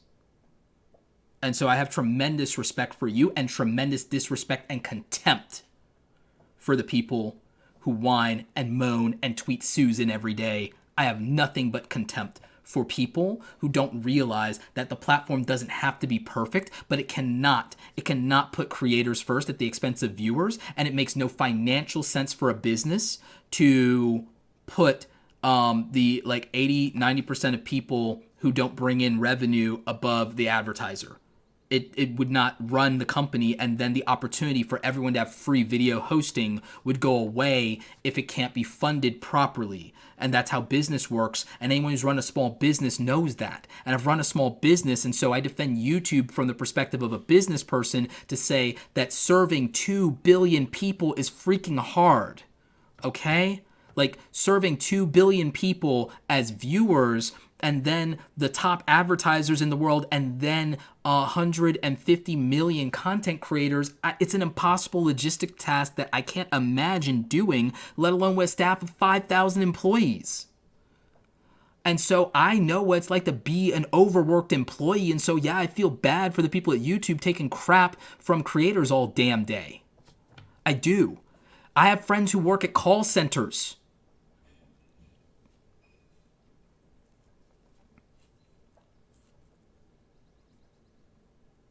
I have friends who work at call centers. So I don't like when people sit there and they like abuse like these people who are doing their job every day, and that they take stuff out on them. You know? Like, it bothers me. And again, there's people who want to debate about capitalism. Like, capitalism has lifted more people out of poverty than anything else, period. End of whatever, period, and everything like that. I have family members who've lived in socialist countries, and it's like, if you want socialism so bad, I will literally buy you a ticket and send you to one of those countries. And then you can talk to me about how great it is. I'm an entrepreneur. My dad came here with nothing and joined the United States Marine Corps. And my mom put herself through school as a stay-at-home mom and then got her degree in nursing. And so since my family came here, you know, from Panama, from, Panama's got some real issues. My work ethic and my understanding of and the things I believe in are predicated largely on that. And so, and I came up, my first, non-gig kind of hustle job was working at a mall for $6.50 an hour because I didn't know any better, and, doing weird stuff like that. And, I think that we all take for granted, and we don't have nearly enough gratitude for the opportunities we have and for the era that we were fortunate enough to be born into, because I could have been born in the 1950s or 60s, and my life would be very different. And I think about it every single day. And I think about what was sacrificed for me to have the opportunities that I have today. And I think that everybody is tremendously ungrateful because we could have all had different circumstances. You know, my sister has a chronic illness. I was born with all of my health, you know.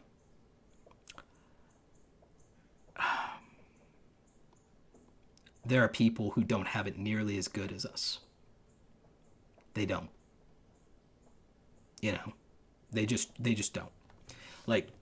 Do you realize what a luxury it is to sit here and to bitch and moan about YouTube? Do you realize what a luxury that is? Do you realize how much of a first world problem that is? Do you realize what your life could be if you were born somewhere else? If you were born without sight or without hearing, the limits on the opportunities you would have, that you could have been born severely autistic, it's I know people who live in absolutely the hardest kinds of circumstances. And I think about the things that my dad went through when he came to this country, and the things that my grandparents went through when they came to this country. And the fact that people sit here and all they do on Twitter and on the internet is they magnify these problems that they have. And I understand the feelings and the emotions and the reality that is in somebody's head, and I get it, but it's just exhausting. It's just mentally and emotionally exhausting to look at the lack of gratitude that people are willing to put on display. And it's very hard to be graceful about it. It's very hard to literally not punch people in their freaking throats. It's very hard to sit here and to know what a gift and what a privilege it is to be able to monetize creativity in any way, to have the opportunity for that exposure, and to watch people belittle that opportunity, and to watch people complain so much about what they have. And there are a lot of people that would kill to live your worst day right now. It's just the truth. All right, moving on. McKinley Bentley, $5 super chat. Appreciate you, brother. What are your thoughts on new YouTubers paying for YouTube ads to bring more views to their channels for the correct audience? I'm against this because what me and people like Daryl Eves are looking for is we're looking at the fact that could hurt organic reach on your content. So I'm not for you buying ads for that reason. if you wanted to make a channel trailer and put paid spending against a channel trailer that's produced as an ad for the video, then I could see doing that. But I also don't feel that it will truly benefit you to try to grow your channel with ads versus search-friendly organic content that has a chance to create more discoverability. So I would advocate that the money you would spend in advertising instead be invested in making your channel better in some meaningful way, whether it's improving like your audio, your video, your editing software, something of that nature.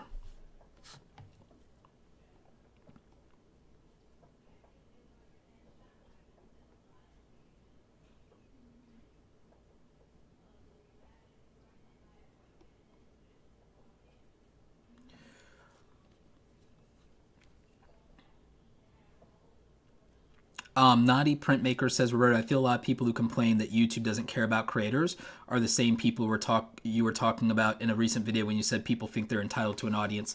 Yeah, I think that people, think a lot of those things. And so, I think that we attract an audience. You don't even really find an audience. You attract an audience with your content, and you attract people with your personality, just like in the real world. It's an extension of the way that we actually are is what attracts the audience to us. Thankfully, the majority of my audience are not trolls, and they're not people who are entitled like this, and they're people who get it, because I think that my personality is bringing like-minded people to the channel who believe in the values of work ethic and creativity and meritocracy and are doing the best they can with whatever their resources they have are. My first YouTube camera, actually, I'm going to go grab my first YouTube camera off the shelf real quick. Hang on.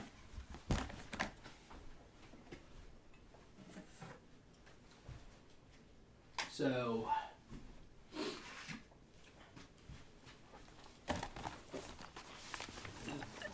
I bought a replica. This isn't the exact camera because I think the exact camera is in my storage unit, believe it or not.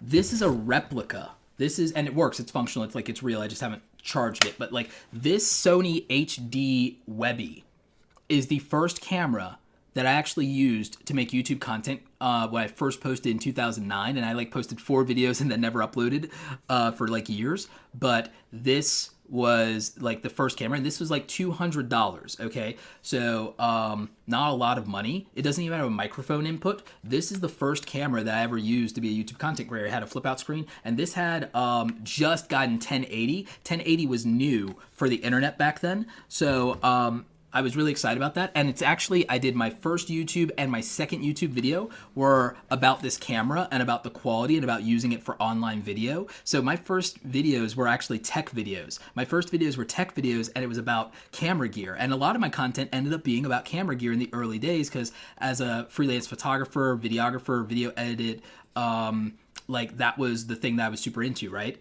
So this was the first camera. Super humble beginnings. When I interviewed Marquez Brownlee, he told me he actually had a similar story with that, right? The second camera that I upgraded to was my photography camera that let me do wedding gigs and let me kind of work my way out of being broke all the time. And that was this camera, which is now like a $300 or $200 camera. It was like $600 back in the day. This is a Nikon D3200. It didn't even have a flip out screen. So that is the camera I used. I had some autofocus issues with it, and so that was what I used when I first started doing my videos. And now, obviously, I use other cameras. I went with Panasonic, and then I went to Sony again. It's funny. I first started my stuff with a Sony camera, and now I'm using a Sony camera for all my content. It's so funny how that comes full circle, right? So, in the beginning, when it comes to this whole thing with creating content, you attract people with the content, but also with your personality, and then you build a community around that. It's not about necessarily finding people. It's about bringing them in and drawing them to you. Like, I really believe in like the law of attraction, for example, right? And so in real life, the friends that we meet and the people that we meet largely are a matter of us having shared interests, shared values, shared hobbies, and also a shared community, either at the school that we attend, the church that we attend, or the job that we attend. And that's usually how it works, or the neighborhood, or again, the community. So you already are part of a community. You just may not have attracted people to you specifically in that community. You haven't built your more insular group, your friend group, your family. So that is like largely, if we start thinking about it like from human values and human behavior, it makes perfect sense how YouTube and internet and all that stuff works. Is you actually attract an audience more than you find one. Now, finding where you fit in is different, because that's kind of about finding yourself and finding like what you care about. So I think that's really important, is to think about what you care about and find other people who might care about it, and then present them with value, either in the form of entertainment, in the form of information, in the form of inspiration, aspiration, all of that. So I think that is really valuable and really important.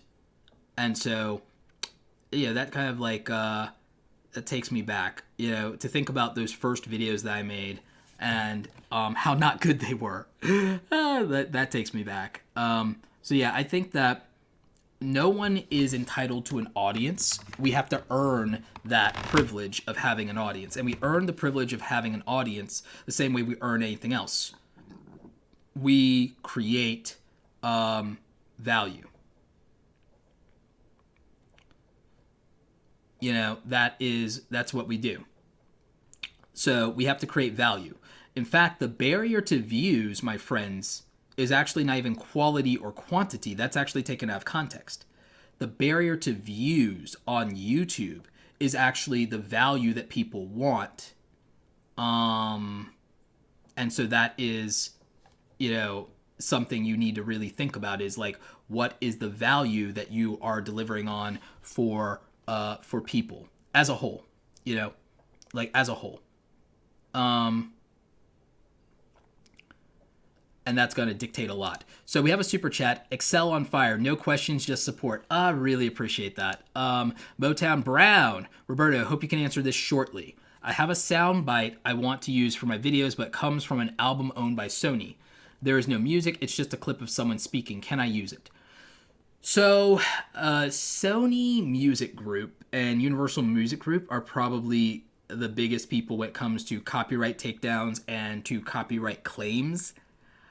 I would really avoid it. I would absolutely avoid it. Because that's the big boys. That's the people that I would really worry about when it comes to copyright and copyright claims. And that seems like that's something that will be in their audio library, whether it's music or not. So it's going to be matched for the Content ID system.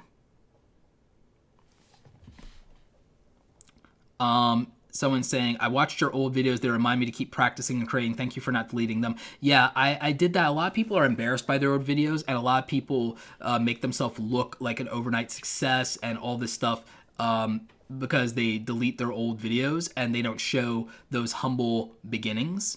I like to show people that everybody comes from somewhere. You know what I mean?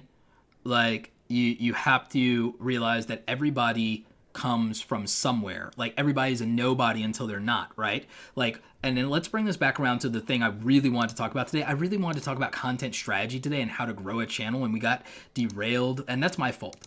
I take full responsibility for that, for letting me having to be combative with literally like the fraction of a percent of the community that is like entitled and is trolly and thinks they know better and thinks that YouTube should pander to them instead of be an actual business, instead of be an actual business that provides a very valuable service to all of us, for free, I might add. Like, the thing that I would say is I take responsibility for diminishing the value of your content and derailing your content and what you came for to address those people. I take 100% responsibility for that. That is on me, and that is my bad. And I'm going to try to do a better job. I like to get teachable moments out of it, sure, but I'm going to try to do a better job of making those of you who are here for the right reasons my number one priority. And so that's why I want to make that kind of commitment. And I'm going to appoint more mods. And as much as I like to show them not scared of those people and that I can stand up to them and that I can debunk their points with facts and reason and logic and receipts, what I will probably do more in the future is probably mute, block, delete, or time out those people. And I will make the point I need to make in a much more concise way and address the invalidity of their points in a more constructive way myself. I'm just trying largely to be authentic to who I actually am and stand up for the things that I genuinely truly believe in with radical candor and extreme honesty, because I have lived through letting other people push you down and suppress your ideas and suppress your thoughts and make you fall in line or peer pressure you. I've lived that in the corporate workplace. I became an entrepreneur to not deal with that. But I understand the problems that come along with that. And I also want to be as fair to you, my audience, my supporters as possible, and not give those people unjustified attention compared to all of you. Because I think that'd probably be the more fair thing to do, or the right thing to do. The Seattle Sideshow. Thanks for the feedback, Roberto. Really appreciate you acknowledging me. Dude, yeah, and I hope you don't feel I was too harsh, my friend, when I went in on that. Because, my thing is, I genuinely believe that you can build an audience for your podcast. And I don't think that I think that starting from nothing is fine, and I actually think it's better in some ways, because when you are starting something, people expect it to be what they've already been accustomed to, right? I don't actually have majority of my audience on YouTube does not listen to my podcast. It's the select few, and it's because some people would expect my podcast to be all about YouTube stuff because that's how some of them found me. My YouTube channel isn't even all about YouTube stuff. It's more about entrepreneurship than anything, and YouTube is just one tool in that box. It's a very powerful tool. I believe in it. And Instagram as well, and affiliate marketing, and making your own stuff, owning your own traffic, your own blog, your own website. I believe that search engines are still underrated, and we haven't hit peak search engine. And here's the reason I genuinely believe that, and why anybody who works hard enough and educates themselves can build an audience and attract an audience. Because as human beings, we are always searching for something. And we are always trying to contextualize it to our own individual experience, our own individual needs, wants, desires, struggles, identities. And as long as you make something discoverable and a resource, and the more narrow you go, the less competition there is for that. You go narrow first and you expand later, my friends. That is the lesson. The lesson is you become known for something very, very niche, specific, and narrow, for enough of a small group of people, and then those people will go tell a friend, and that person will tell a friend, and that person, word of mouth is still very real to me as a marketer, and it's the thing I believe in probably the most, is putting yourself in a position for word of mouth to be real. You have to put yourself in a position for word of mouth to be real, and you do that based on delivering unique value and specific value, and also making it as accessible and discoverable as you possibly can. And I believe all of us, myself included, can work harder to make sure that we're known for something and that we're easy to find for that thing, and that we're a resource to people, or that we are, if you need to do entertainment, then you'll have to be wildly entertaining and unique and different, which is why Mr. Beast blew up by doing extreme challenges. His niche is extreme challenges. And he started with what he could do with almost no money, which was basically torture himself by reading the dictionary cover to cover or counting to 10,000. So that costs $0 to do. And Mr. Beast told me himself that he used to basically make $1 a day, and that's what he had to work with, and he built everything from that. And so that's what his humble beginnings are, and that's really special to me, because Jimmy comes from Greenville, North Carolina, and he still lives in Greenville, North Carolina. It's a small town, and I grew up in small military towns most of my life. I grew up in small military towns. So I didn't live that far once upon a time from where Jimmy lives like now. And then Raleigh is like an hour away, and that would have been like the bigger city for us. Charlotte would have been 2 or 3 hours away from where we were at, right? So like Mr. Beast comes from a super humble background, and he worked with what he had, and he just did the work to be known for something and to blow up and to create word of mouth. He created word of mouth, and that's what blew him up. He made his stuff a destination. He made himself a destination. So when I'm hard on people and I'm harsh, I come from, my dad was a Marine. Of course I'm harsh. Of course I'm harsh. And that might turn people off, and that's fine. Gary Vee curses, and that turns people off. You know, Grant Cardone is very braggadocious, and that turns people off. Like, you know, like not everybody is going to be for you, and that's okay. There's an audience for who you are, and you should accept that, and you shouldn't feel like you need to change yourself. I'm certainly damn well not going to change myself. So, like, except to better myself. Like, so there is... You know, there's a reality to the idea that there really is, in fact, an audience for, like, who you actually are authentically. And you should really think about that. Josephine, have a good night. You're saying it's Belgium time. It's midnight, so signing off. Thanks for the support. Appreciate you. Yeah, Seekerism, I gave you a wrench. You're a mod now. Congrats. Justin Wunderlich, how to make music covers discoverable or more discoverable? They get drowned out by the actual music video. They should get drowned out by the actual music video because fair use would dictate that that is a real thing. So for music covers, if you make an interesting enough spin on a music cover, a fan who finds that will definitely share it, tweet it, Facebook, Reddit, all the things. You need to find a way to create the word of mouth. And so there has to be something interesting or weird on the music video cover, in my opinion. And so I would want it to be unique in that way. Parody works for that reason as well. Straight up covers are very hard today. And I think they may have been deprioritized. So straight up covers, I don't think you're going to get a lot of traction on. But I think if you make something in a parody, in a parody fashion, then I think it will likely do better.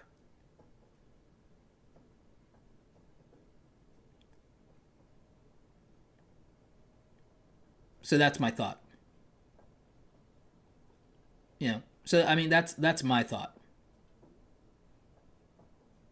Billy's Big Top said, finished my 99th bad video today. Thank you for keeping that old video up.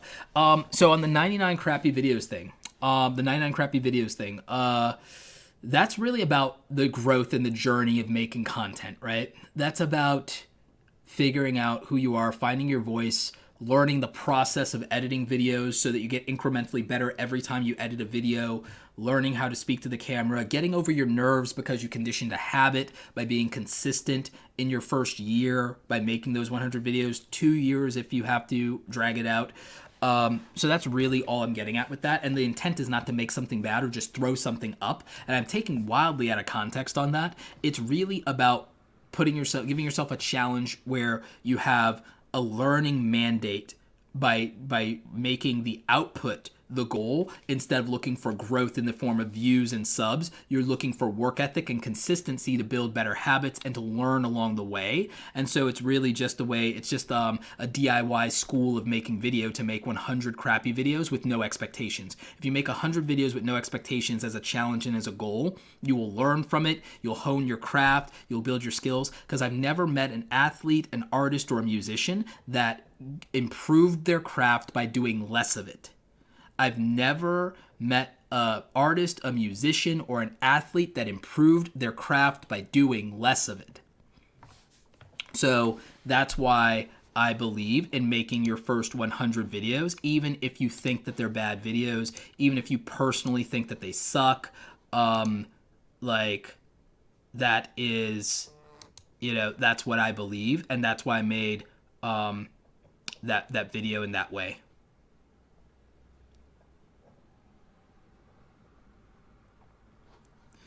I got to reply to the thing. Not what I meant, but you get it.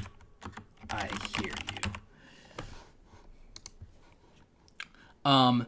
Yeah, I mean, I talk a lot. I have a video I was thinking about making tomorrow. It might be a motivational video. Because I've been wanting to talk about this. Like 10 years ago, I was a nobody. Like nobody knew who I was and nobody cared, right? Outside of a handful of like friends and family. And because I moved and I left town and I went to work in New York and everything like that, when I left, after like the first couple of weeks or the first month, I didn't hear from most of my friends. I had like 3 or 5 people outside my immediate family who ever bothered to call me or text me after I left town. Out of sight, out of mind. You know what I mean? And that's fine. It's what it is. But when I left and I went to New York 10 years ago, and then people were down when I came back though. It's fine. It's whatever. But during one of the most trying and difficult times of my life, and then when I came back because my mom got sick and because of some other things and stuff going on with my younger brother, and I left New York and I left the job at the ad agency, I went back to North Carolina to try to basically salvage my family. It was a very difficult time, and I only had so much support during that time. And on the internet, for the most part, I was a nobody. For 10 years ago, I was like a nobody.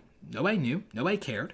I had a blog. I had some traffic on the blog. I did some pretty good interviews and articles with some upcoming artists. I got some of my work featured in Photoshop Creative Magazine and Advanced Photoshop. I had a decent career as a graphic designer. I got to do billboards. I got to do book covers. I got to do some cool stuff with the agency. I went and then, worked as a marketer for a couple of years. And so when I left that and I decided to build my business and build my personal brand, because I was still freelancing and moonlighting and doing a side hustle, and I decided to go full-time as a freelancer and build my business. By that time, I had started YouTube as well, at least consistently. And so I was a full-time freelancer when I started doing YouTube. I've never made YouTube my primary income source ever, actually. I was a freelancer, and when I first started making content on YouTube, yes, in the first 12 months of being consistent through summer of 2013 through summer of 2014, I got my first 10,000 subscribers. I have no idea when I got my first 100, my first 1,000, and you know why? All I was doing was honing the craft because I was never satisfied with the content I was making, and I considered it practice. I was mortified, actually, at how many people were watching because I was like, oh, this isn't good, and I'm going to be judged. And I'm like, but I had to make content anyway because I had a goal of improving, and I wanted to become more confident. And so, for me, the value of continuing to make videos was to improve my confidence, my editing, my charisma, to get better at all the things, and to hone the craft, and to be worthy of the audience that I was building. And so then I woke up, and a year later I had 10,000 subscribers from consistency. And then in another year I had 20,000, and then in year 3 I'd gotten to 100,000 subscribers between 2013 and 2016. That's how I got my first 100,000 subscribers. And to this day I think about that, and I think about the fact that I have never experienced blowing up. There was no video that was the snowball effect. It was all incremental. All of my successes in life have been incremental and have come through time and effort and hardship, and there was never a blow up breakout moment. I've never had one in any aspect of my career, ever. I haven't had a viral hit. Most of my friends at my level have had viral hits. They have 2 or 3 videos that have 2 million or 1 million views, or 5 videos with 1 million views. That's how it is. And so for me, I did everything the hard way, and it's the only way I know how to do it. So it's the thing that I teach. Other people can teach you how to go viral.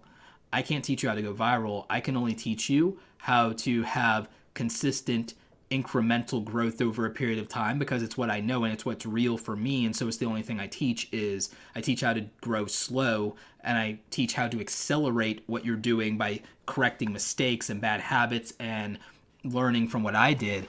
And I teach monetization the way I know it. I teach monetization from the standpoint of not getting a big viral video. I teach it from consistent content that will keep earning for you over a period of time. I teach it by using your skills and applying them to other areas, diversifying your income, investing in yourself, investing long term. My version of it is stocks and then real estate investment trust, REITs. And I diversify. I use affiliate revenue. Obviously, I sell products and services, coaching, whatever. And I do those things because I make things work together. I've learned that relying on one thing to do it for you has never worked, you know? Simple Beth asked, what got you first YouTube speaking engagement? What was the moment when you got discovered? I didn't. I got my first speaking engagement because I was a freelance writer for a publication that put on an event. Actually, that happened twice. I was writing for two publications that also had events, and they asked me to speak because they had seen my content and thought I was articulate, and my articles were bringing the highest traffic to the site. I was in the top 10 articles to bring traffic to the website. So my writing and my YouTube content combined got me my speaking engagements when I first got started, and then the other speaking engagements got me more. Kicks Art, appreciate you, buddy. Hey, Roberto, you need some illustration work? I'd love to do some more work. Let me know how I can be of service. Appreciate you. If I do, I will absolutely reach out. I like what you did last time, so we'll figure it out. RG3X, Roberto, you ever dealt with false flagging? I've helped other people deal with it. It's one of my pet peeves is false copyright claims and false flags.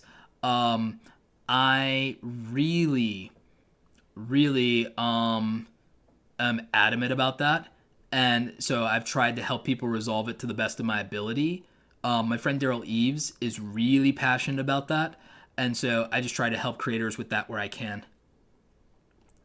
But I haven't had it happen on this channel, but it's something I think about a lot.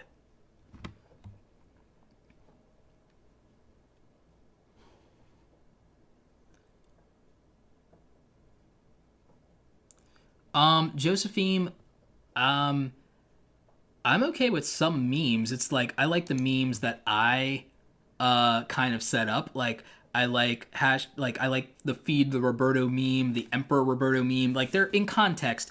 In context, I like well-intentioned memes, and I actually kind of like that stuff.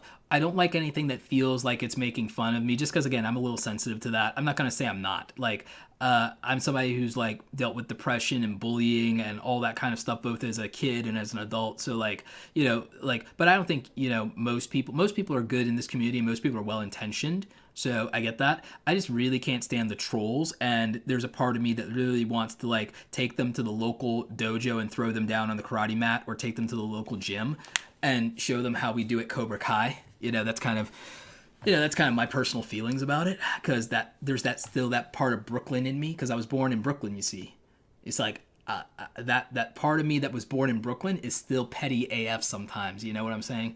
So just keeping it 100% with y'all. That's how we, I think that a lot of these people love hiding behind their keyboards and stuff like that. They don't want to be on the block, though. They don't want to be on the block. They don't want none. Just saying, Just saying.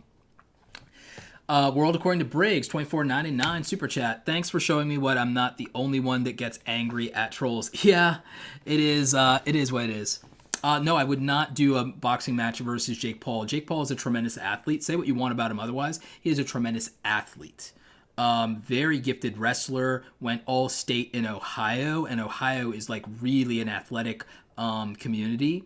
And he crushed Gibb in his boxing debut as a professional boxer. So fair play to Jake. Fair play to Jake. I'm not unreasonable, and I don't hate on people for the meme or for hating on people. Like, Jake Paul's a really talented athlete, and I think he has a good boxing career ahead of him if he wants one. Logan is not in my opinion, the boxer that KSI is. But again, fair play to Logan. He is a very gifted and talented athlete. I would never take that away from him. In fact, the thing that bothers me the most is I wish they had went into the athletic side of their brand earlier, like in 2016, and I wish that the Paul brothers had made an athletic challenge brand and also built a brand around health and physical fitness and encouraging more kids to go outdoors. Like, that would have been really dope, and I think they would have avoided massive controversy. I think the branding opportunity and licensing opportunities alone would have made their fortunes even bigger. I think there was like hundreds of millions on the table if Jake and Logan had pivoted their brand to extreme sports challenges and made like a YouTube creators like challenge thing like real world versus road rules, and it made it sports and athletic competitions and built an entire brand. It probably could have been like a series. So like I really think that was a missed opportunity in their brand, but it's not like they're hurting for money. Oh, I froze again. Video's frozen again. Can you please do a video on how to do a live chat step by step? I might do that. Let me adjust this other camera, Sony camera. So audio's working. Okay, cool. So yeah, like I might do a step by step. I might do a step by step on how to do a live stream. Yeah. KSI won, but Logan had the better boxing. Agree to disagree. So yeah, Jake or KSI, who wins? It's going to be a close match. I would probably theoretically say that KSI would have more experience, and it depends on how he trains. Jake might be fanatical in his training regime, and therefore I wouldn't discount the boy from Ohio. So it could go either way. I would not want to bet on that fight. It could go either way. If you do Jake Paul versus KSI, I would want to see more of Jake Paul's fighting style because I don't think Gibb was a good showcase of his abilities. And I grew up with HBO boxing. My dad was a huge HBO boxing fan. We like, Panamanians are like that. Like we are super into boxing. So that's where I would like, it could go either way. Anyway, let's go back in time. Let's go back in time to something we were working on a little bit earlier. Let's talk about how to grow your channel. So first of all, I'll take a couple of questions about growing a channel. Ask me about growing a channel, and then we're going to dig in more to these YouTube SEO tools that I want to show off for you guys.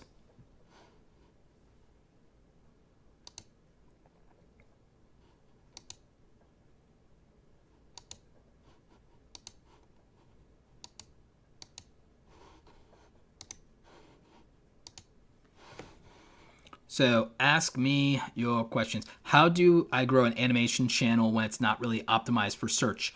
So you can optimize an animation channel for search by picking a topic that would be search friendly and then animating that topic. So what a lot of YouTube animators learned is they needed to make stories and story times that were more general and broad audience, and that would help them bring in an audience for their content. And so by learning that lesson, that's where the animation channels were able to actually grow. And, your examples of this are Alex Clark. Your examples of this are, why am I spacing? Jaden Animations, The Odd Ones Out, my favorite, Andri Turbia. Like, so story time videos or videos that respond to current events as a story time or as a animated kind of newsreel type thing. You can get some views on animation by tapping into that. And then obviously animation tutorials.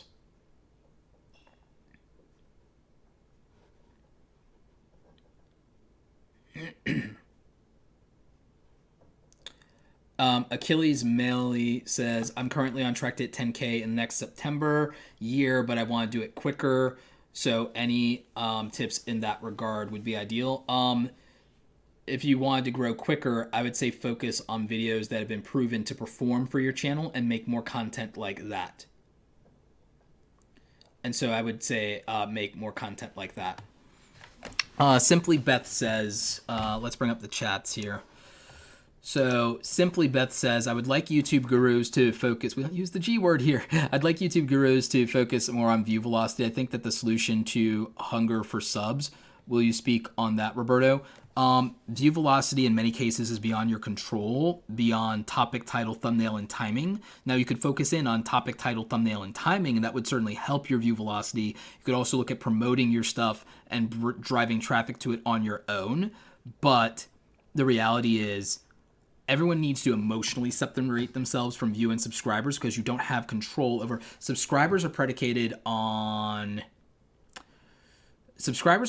people liking the content and or your personality. And so if they don't have any objections to your content, they may not like your personality, and you can't do anything about that. So that is what it is, and you have to accept that. Me, I don't have a personality that's for everybody. I think we've proven that, and I don't care. So it's not for everybody, right? You have to accept that. But people don't, because they take it as a personal rejection versus, that's just like, you're better off with people who are not down for you, not, subscribing. So there is that. The other thing is with views, you don't really control that either. The only thing you can do is put yourself in the best position to get views. You can't actually control getting more views beyond just, putting yourself in the best position possible. So the thing to do would be to emotionally divorce your video from any outcome and make the process and doing the video and getting it out the thing that is the reward. Now, Beth says, I mean people seeking inactive subs when YouTube feeds those people content that is ignored. Doesn't that reduce view velocity? Yes, and the only way to truly address that is to narrow down your focus and to niche down what nobody likes to hear. You have to niche down if you want active subscribers. If you want active subscribers, niche down, my friends. That's the truth. HVR ACE Tech. I'm just going to call you H Tech. So H Tech says, why is my most controversial video get the most subs and views? Because it is the one that stands out compared to every other option. So contrast is key. Contrast is the key. And to an earlier point, I think the reason that people like to come in and troll me is because I actually will respond to them, and that's why I'm going to try to keep that down to a minimum. And just starve them for attention. And then I'll not acknowledge them, but then I'll cover their point in a concise way. Because here's my thing with that. The other YouTube educators and coaches just block them and ignore them and delete them and don't acknowledge their existence at all. And that's, because they're smart and they're creating that professional air and doing that. I've built my brand and my professionalism, or my brand of it, on radical candor. And my version of radical candor is just that I am going to tell it like it is. I'm going to tell it like it is, and I'm going to tell people that you're not understanding the bigger picture sometimes, or you're being ungrateful, or you're being entitled, or that, hey, if you fix these things, your results will change. It's no different than I tell people that if you want to be if you are saying you're lonely, but then you're a hermit and you refuse to leave your home, you can't complain about being lonely. You can't complain about being lonely if you refuse to leave your house. You can't complain about your health if you refuse to work out and to eat healthy. As far as dietary health, if you have a chronic illness, it's totally different.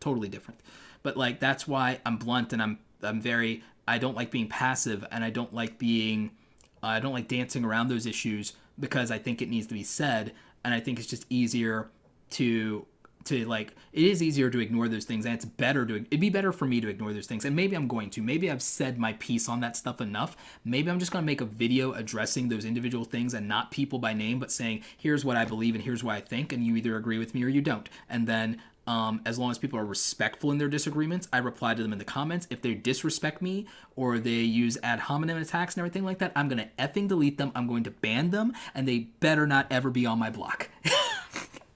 So that's just, that's just how it is, right?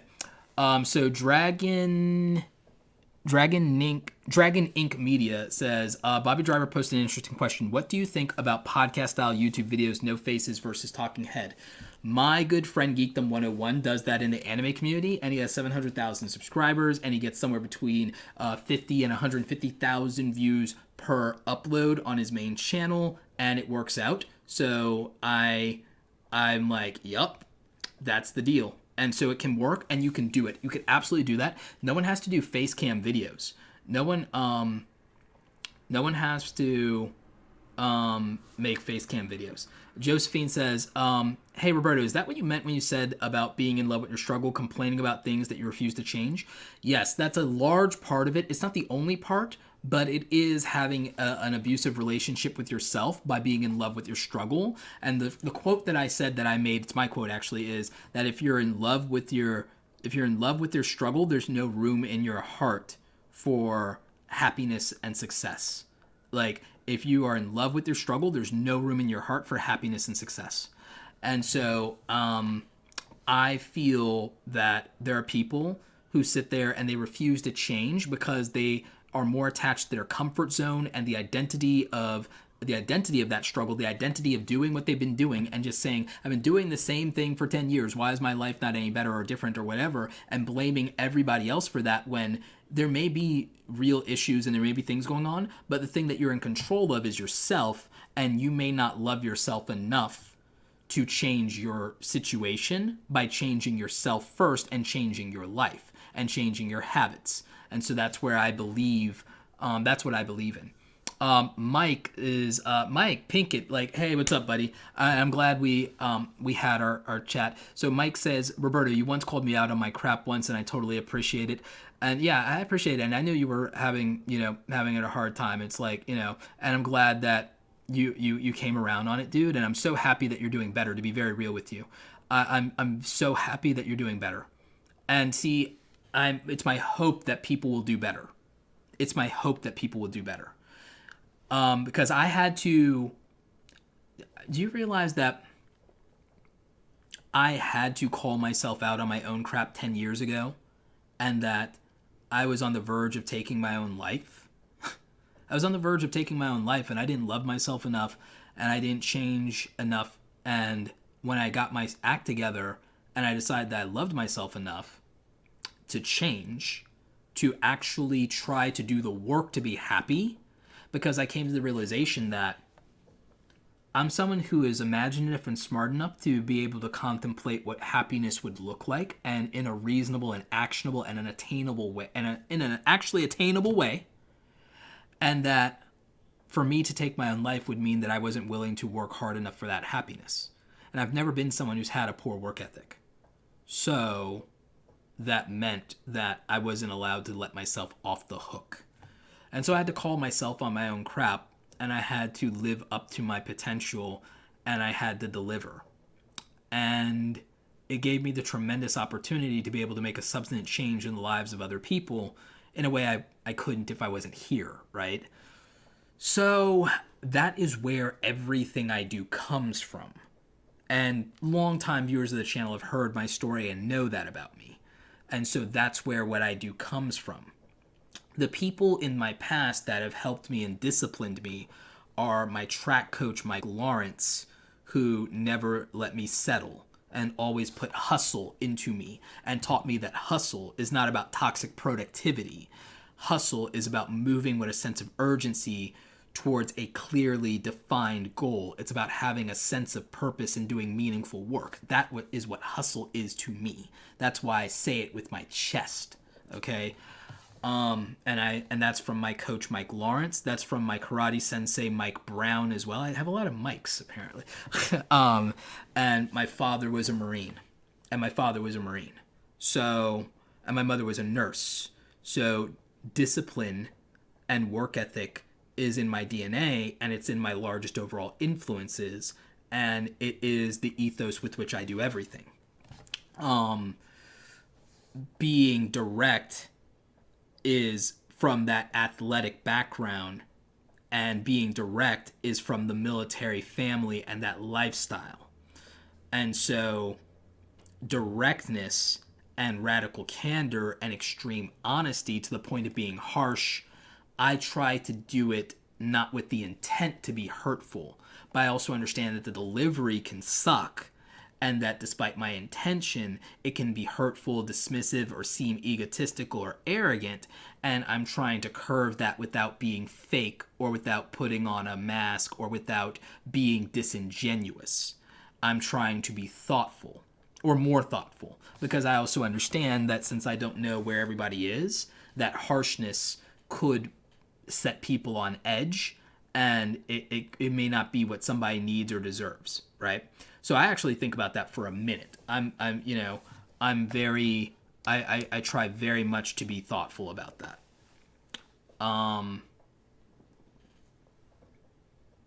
So that's the place that I come from when I do the things that I do and I say the things that I say.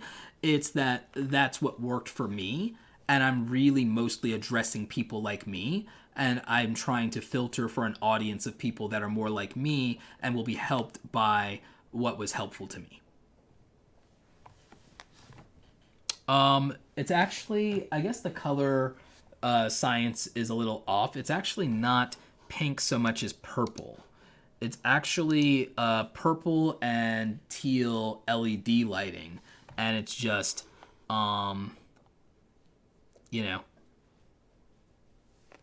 it's just a thing. So Trevor Lee says, love the passion. Thanks for the encouragement, brother. Your vids have been a great help to me in my journey this last year. And so Josephine, one of our mods, says, hey, Roberto, to be blunt, I've mistaken your intelligence and your no BS approach for arrogance before, and I'm so sorry for that. Happy I'm here now. Like, there are people, I would say this happens to Gary Vaynerchuk, Grant Cardone, in a different way, Graham Stephan. There's a lot that people take out of context with some of these people. For one thing, a lot of people think Graham is showing off and flexing and is arrogant. Graham's a really nice guy. He's a totally humble person. Grant has a really hard luck story of overcoming drug abuse, and Gary came from a Soviet communist country, and had a very interesting relationship with his father, and had a hard time here as an immigrant, and was bullied as a kid. And so the way that they approach things and their style is not for everybody, but they're taken out of context too. So I feel like I'm in good company in terms of people taking stuff out of context. And I do appreciate something Beth says. Unfortunately, we tend to assume everyone is like us, and that can be a barrier towards understanding. I accept that 100%. But I think as a content creator, one of our initial goals, and maybe it should change as you get bigger and you broaden the tent, but the problem is to maintain authenticity, okay? Like I made my content and my channel for people like me exclusively when I started, and I've changed and grown and evolved in things, and so people like me ended up being a much broader umbrella of people over a period of time, and that's real. But also the extreme of how much we have in common also diminishes as that goes on, and as you get bigger and you get more awareness, and that just happens. And so for some of you, there's a point where maybe you don't want to be as big as possible. Maybe you want a small, intimate community, because it gets harder and harder to not be taken out of context and to maintain authenticity as you grow a large audience with different personalities, expectations, and things. If you choose to still be engaged with your community. Maintaining authenticity while also satisfying people is very challenging, and it's something no one in the YouTube community really talks about, because everyone says that being authentic is easy. It's not. It's not easy to be authentic entirely or 100% yourself when you're asking other people to come in. There's a such thing as meeting people halfway. But then there's also such thing as losing yourself and your identity to the demands of your audience. And no, Josephine, that didn't come across as rude at all. It came across as candor, and I like that. I'm good with you. I'm 100%. So for some people, a small, dedicated community will be more comfortable for them.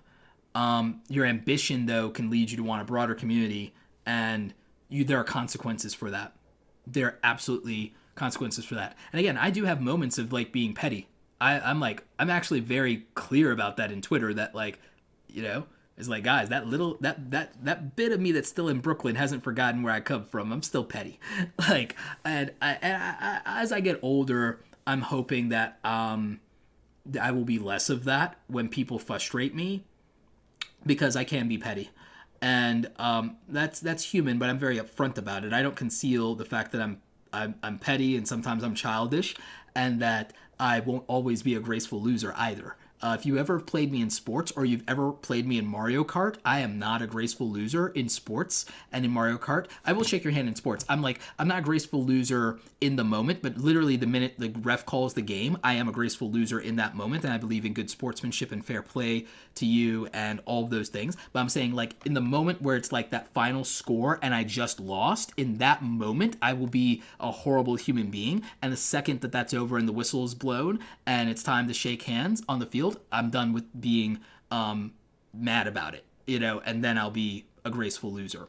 But those aspects of my personality just are what they are. And I accept that. And improvement will be incremental. When I get married and settled down, I'm sure that probably will be addressed, whenever that happens. Provided, you meet the right woman, you become a better person. At least that's the way the theory goes, right?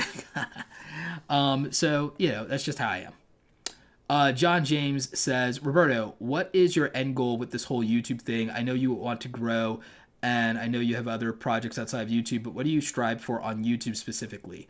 What I strive for on YouTube specifically, to be honest with you, I don't know that I have a YouTube goal.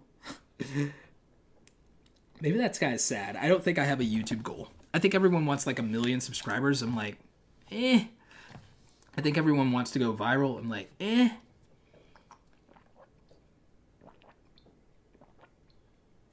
YouTube for me is a tool instead of a goal. It's kind of like money in that way. Money is a tool for me and not a goal. So so YouTube for me is a tool and not a goal. Maybe that's why some content creators don't connect with me and resonate with me, because YouTube's not a dream or a goal or a fantasy that I have. It's a means to an end. It's a means to an end. And it's an enjoyable means to an end. And money is a means to an end. Yeah, like wanting to become a millionaire is a thing. It's been a check in my box that I've wanted for a minute. So becoming a millionaire is legit. But that's a means to an end too. That's a means to an end because there's a narrative that you get to have there that can open up doors and can inspire people and could create opportunities. And then the actual financial leverage is useful. So it's something that I have to utilize. And YouTube is the same. So I guess that's one of the disconnects, is that I don't have like a YouTube goal. The goal for my channel is to use it as a vehicle to educate people like me. It's a vehicle to connect me with people I admire and respect. It's a vehicle to connect me with brands that I admire and that I want to work with. It's a vehicle to help propel my personal brand and business and my speaking engagement and my philanthropy.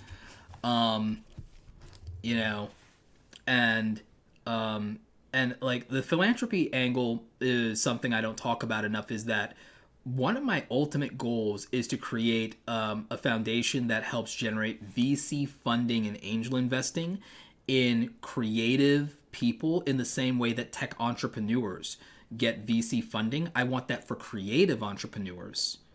And that is going to be, I hope, my legacy.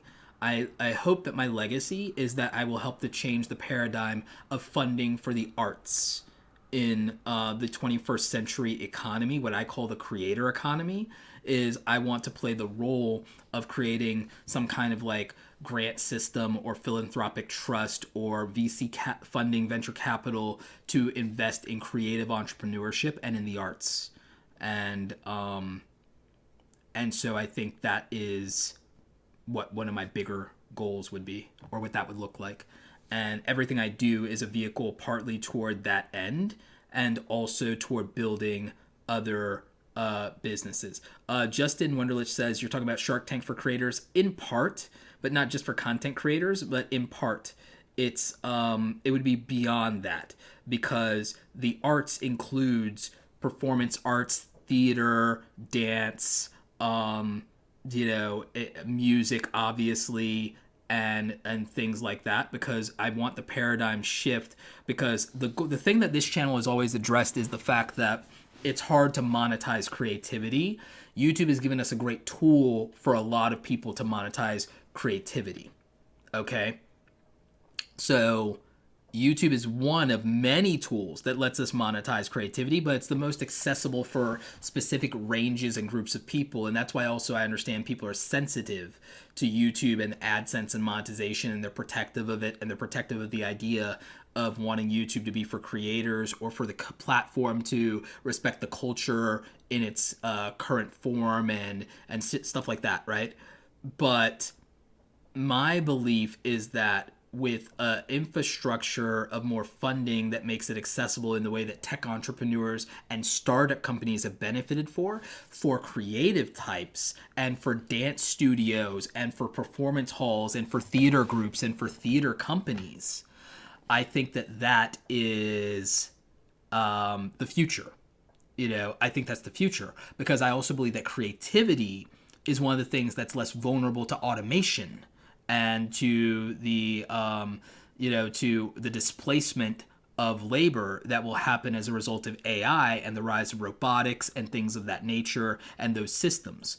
And so creativity is the very human thing that we will all want to invest more of. And I believe the YouTube and creator culture and content creators and TikTok and all these platforms are a symptom of the fact that we want to do expressive work and meaningful work, and we want to monetize that because we understand that the commodity of labor has been so diminished and devalued, and it's going to just keep going away and going away, that like it's not going to, aside from the trades, electricians, plumbers, those folks like carpenters, like that's not going to be displaced by automation and AI. It's too detailed and it's too specific, and that's great, and we should fund trade schools, right? We should do more vocational training. You should be able to leave high school with a trade. I believe that.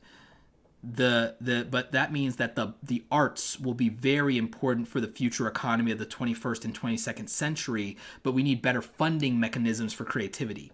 We need better funding mechanisms for creativity.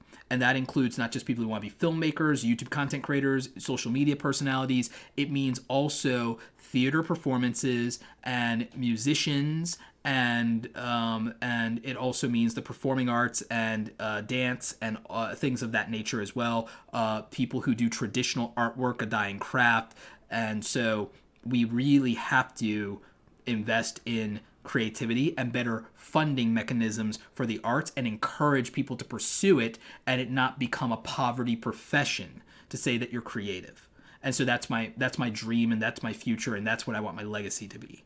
And everything I do is in service of that goal one way or another. And I feel that YouTube is a stepping stone of education and the new platforms to get people and to make proof cases and success stories around creative people being successful.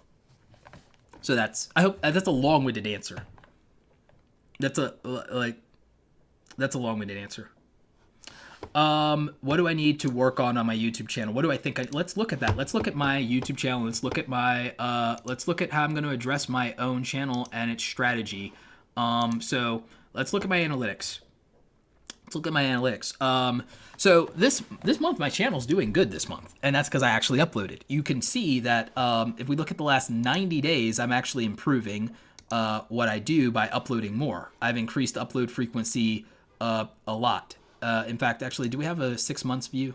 Can we get a 6? No, we don't want the last 365 days. A 90-day view is fine. So the last 90 days on my YouTube channel, we've done really well. Not quite 1 million views, but we can see that that's $7,000 in ad revenue, which is actually pretty healthy. I did more uploads in November, so we had more views. We had more consistent traffic. Whenever I didn't upload, traffic tapered off a little bit. If I upload consistency, traffic does well. Okay. In the last 90 days, I've had some decent views on videos. Even old videos perform. And so I need to do, my strategy going forward is this. What do I need to work on? I need to make more tutorials that are software driven and app driven and platform driven, because a lot of those things will get consistent views, because this video is from 2014 and still pulling in views. And it's still actually a useful tutorial, believe it or not. And so I need to do updated tutorials that are massively helpful to people, especially professionally. I need to do an update of these popular videos. They're still getting views. This got 30,000 views in the last 90 days. And this is how to add background music. I just need to do a new version of that, clearly. Passive income is a powerful topic. Small YouTubers and getting discovered is a powerful topic for me. And so if I prioritize topics that perform well, if I really look at these numbers, clearly there's a pathway to growth out of that. Okay. Finding people outside of my audience and attracting them, and even engaging my audience with things they don't expect from me, like this Joe Rogan video is performing really well. It's almost up to 9,000 on its second day now. It's doing pretty well trajectory wise. If we look at the dashboard, this Joe Rogan video is on track to overtake other content I've done that's done really well. It's so I had a video that got 30,000 views. This Joe Rogan video is performing better than it, so who knows? And it's a evergreen topic in a way, and it's getting a lot of engagement. It didn't do as well as I would have liked on average view duration, and I'm trying to dig into that. But YouTube hasn't put out all the data on this video yet for me to see where people are dropping off on audience retention and why the average view duration on it is so low. But the video performance is exceeding expectations dramatically. It started by underperforming until it over and outperformed. So on a long enough trajectory, it will continue to do so because it's beating the average right now. It's beating the 3-day projections on day 1 and change. So that video predictably will do very well. That's what the data says. We don't have accurate demographic data. We'll get that probably another day. And the CPM on it is good. So if we look at how my channel works, and if we look at what we want to improve, it depends on what we want to improve. If I make more videos, I will get more views. If I get more views, I will proportionately get subscribers. If I upload more videos, I will go to, 400,000 views and probably go to 6,000 or more subscribers in a month, which will grow the channel. But clearly, if I double the views, I will double the revenue, because we know that if I target to get about 800,000 views, I will make $7,000 a month or more. So if I want to do that, then I would need to upload in a 30-day period what I upload in a 90-day period. And that's not impossible. So if we're talking about my YouTube strategy and how to grow my channel, this is how we would do it. So we look at my top performers and we try to replicate those. And that's what would mean if I replicate that, that means in a month I get 10,000 subs a month. Like some of my friends, I'd get this many views, I get this much ad revenue. So that means I'd have to make 1, 2, 3, 4, 5, 6, 7, 8, 9, 10, 11, 12, 13, 14, 15, 16, 17, 18. So I'd have to average 20 uploads a month, which is not that difficult for me. I'd have to average between somewhere between 12 to 20 uploads a month to hit those numbers, and that I can do that. I used to do more than that. So I can hit those numbers. And so if I make those the numbers, then these numbers obviously will have the multiplier effect, and I will triple basically all of these stats, which would move us closer to almost 1 million views a month, 10K subscribers, and then like 7K in revenue a month, which then makes the channel very profitable. And so all of that can be done. All of that can be done. In terms of real-time performance, if we look at real-time performance in my videos, the way that I look at improving the channel is I look at traffic. I don't look at individual video views. I look at traffic, and I look at videos generating a traffic source, and I apply it in that way. And then I replicate what is a good source of traffic based on interest or attention. I made a video how to get discovered on YouTube in 2020. If I make a video with the title how to get noticed on YouTube in 2020 as a small YouTuber, then that will get views, guaranteed. And this video got like what did this video get? 20, 30,000 views, okay? This video did 30,000 views, 200 in revenue, not bad. It generated 600 new subscribers for the channel. Replicating this is not that challenging to do. I could definitely replicate this video, and then it performed really good on average view duration because of the format, and it's still pulling views to this day, and it will continue to pull views. By the end of this year, this video will probably be at 50,000 views if we do some math projections on that. So it'll be at 40 or 50,000 by the end of the year. and it's an evergreen content for the year. And when the year is over, I can literally just drop the number 2020 from all of the data, and it will still be evergreen and will get views indefinitely, like most of the videos on the channel. So strategy-wise, the thing is to balance a few videos that are timely and relevant with a few videos that are evergreen and relevant, and to experiment a little bit, and that will obviously help, and to just be more consistent in the content and put out 4 to 5 videos a week, and then that will give me 200. If I can do 200 videos for the year. Last year I did 86 videos, and these were the stats on 86 videos. So if I do 200 videos, I would be projected to do another 100,000 subs, close to 10 million views, and maybe as much as 60,000 or more, 60, 70,000 in revenue on the AdSense alone if I can just upload more than twice as many videos as I did last year. Output will determine outcome. Output will determine outcome. So all I have to do is upload double to triple the videos, which means 200 videos a year, which I can be on track for. 20 videos a month or less, like about 16 videos a month actually, and I will hit those marks, and that will be beneficial to do that, which is a really it's a doable goal. It's a completely reasonable goal.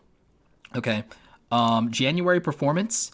In January, we have a month here of data where I uploaded 1, 2, 3, 4, 5, 6, 7 videos. I uploaded 7 videos in January with this net outcome.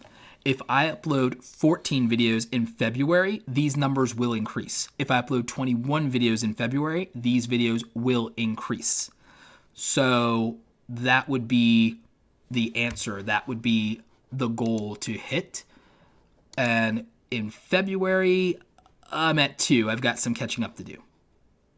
I'm at 2 plus a live stream, so you could argue that I'm at 3, which isn't bad. 7 days in February, 3 videos so far. If I can double down on that, then I can catch up, and then the month of February will do very well. The month of February, again, with 2 videos, this is where we're at with 2 videos. So guess what? 20 videos would obviously do a lot better. So if this is where we're at from 2 videos, if this is our traffic, and we've got 2 videos, making 20 videos is probably going to be very helpful. See what I'm saying? So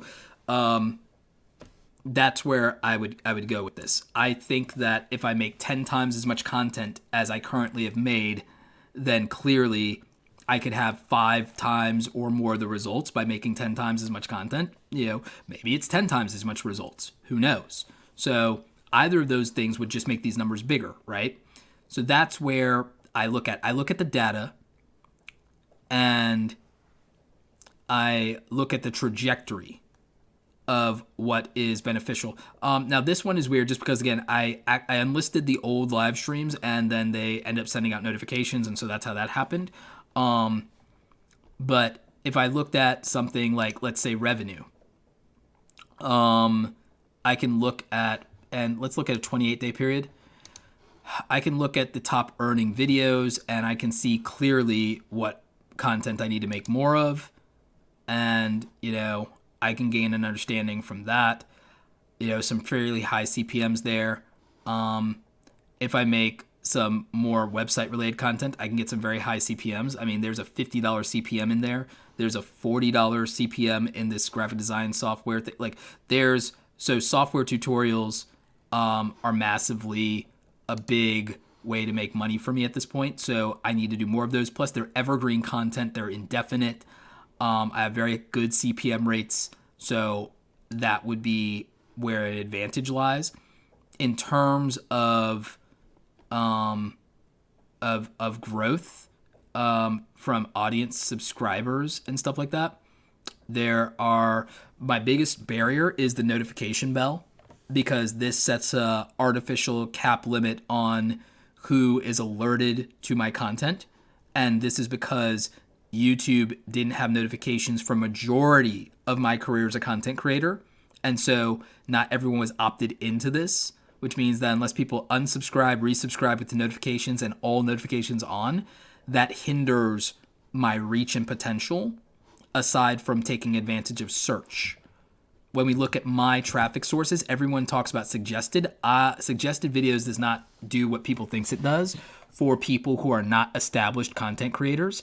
And more of you should focus on browse and the homepage and people who like activating your audience on day 1, and then people who don't know you maybe on day 2 is a strategy I've been looking at. But YouTube search is the most beneficial traffic source for me. It's YouTube search.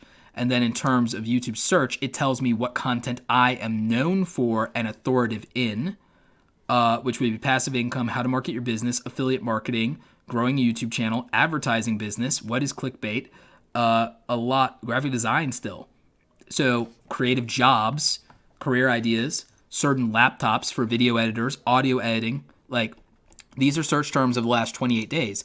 If I look at historically what I was searched for in 2019, I will have more aggregate data of what I'm known for, and I'm tied to being an authority on what happened with YouTube and CAPA. I'm a massive authority on affiliate marketing and marketing your business, growing a YouTube audience, things like Adobe, gaining subs, starting a career, promoting a business. So I need to take advantage of these search categories and deliver on more content and more value for people in these search categories based on what YouTube is saying and the desire for information there.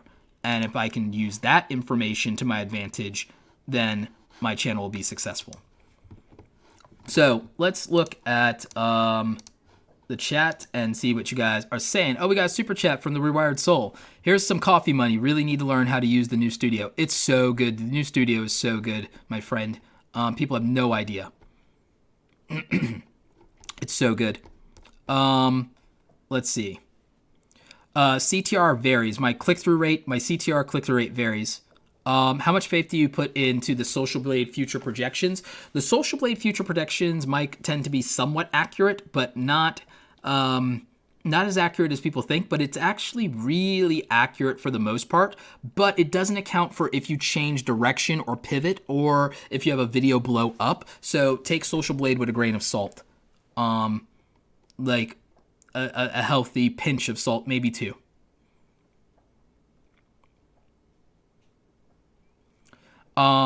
Justin Wunderlich. So why is music copyright and a reaction critique video about another creator screen cap? Because audio sourcing is more likely to be flagged and easier to match for.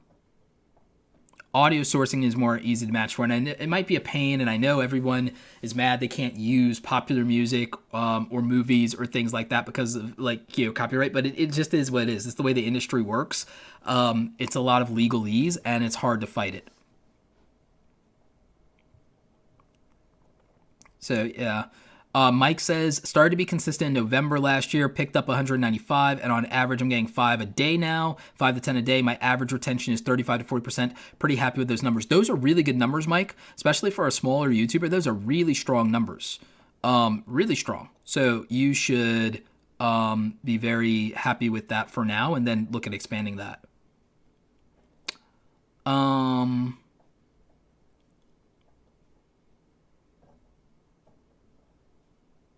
Let's see.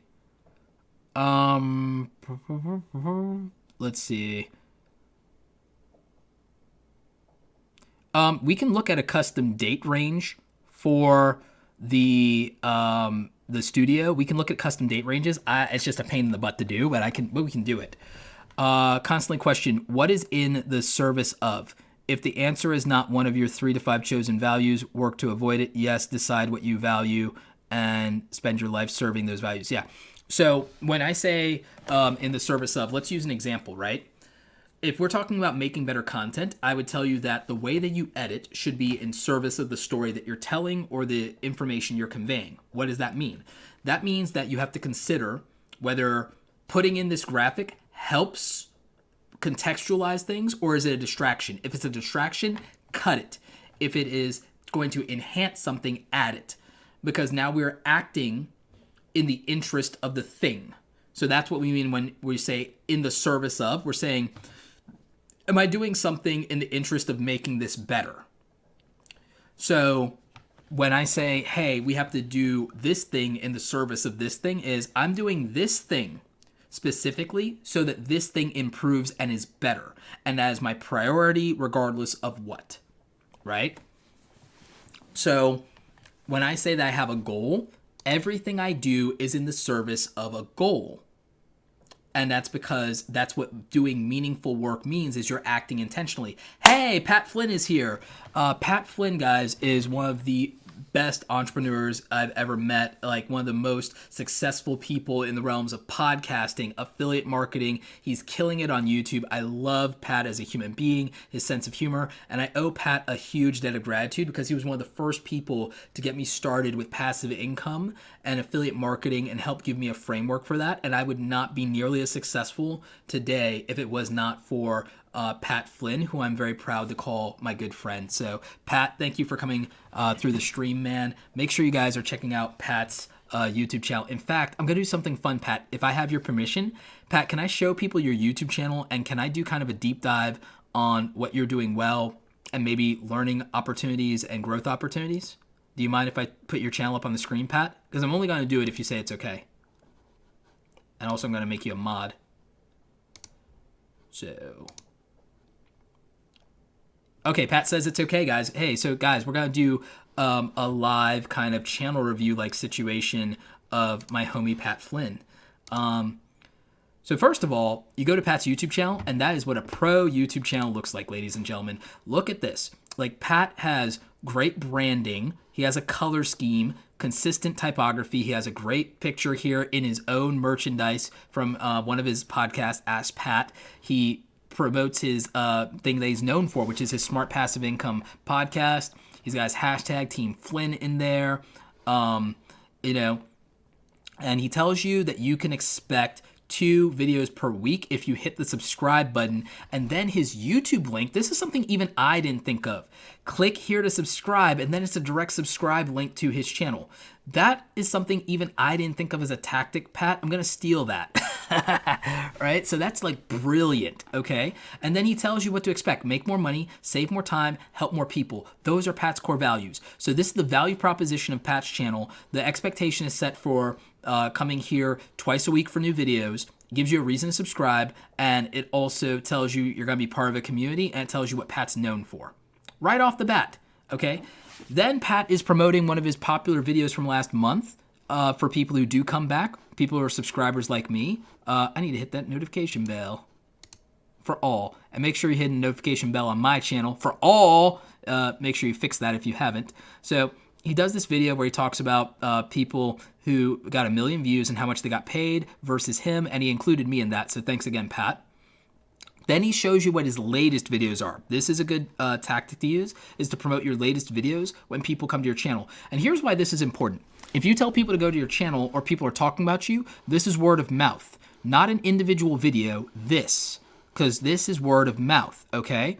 So this is how people will identify your channel. They'll come and look at it, and then they'll decide whether it's worthwhile or not, because they'll look at your branding, they'll look at your icon screen here, they may or may not care about your subscriber count, and they'll look at your content and say if it's for them, and they'll look at your being consistent. So Pat uploaded 2 days ago, then 5 days ago, and a week ago, so Pat is really being consistent. Pat, I know you probably...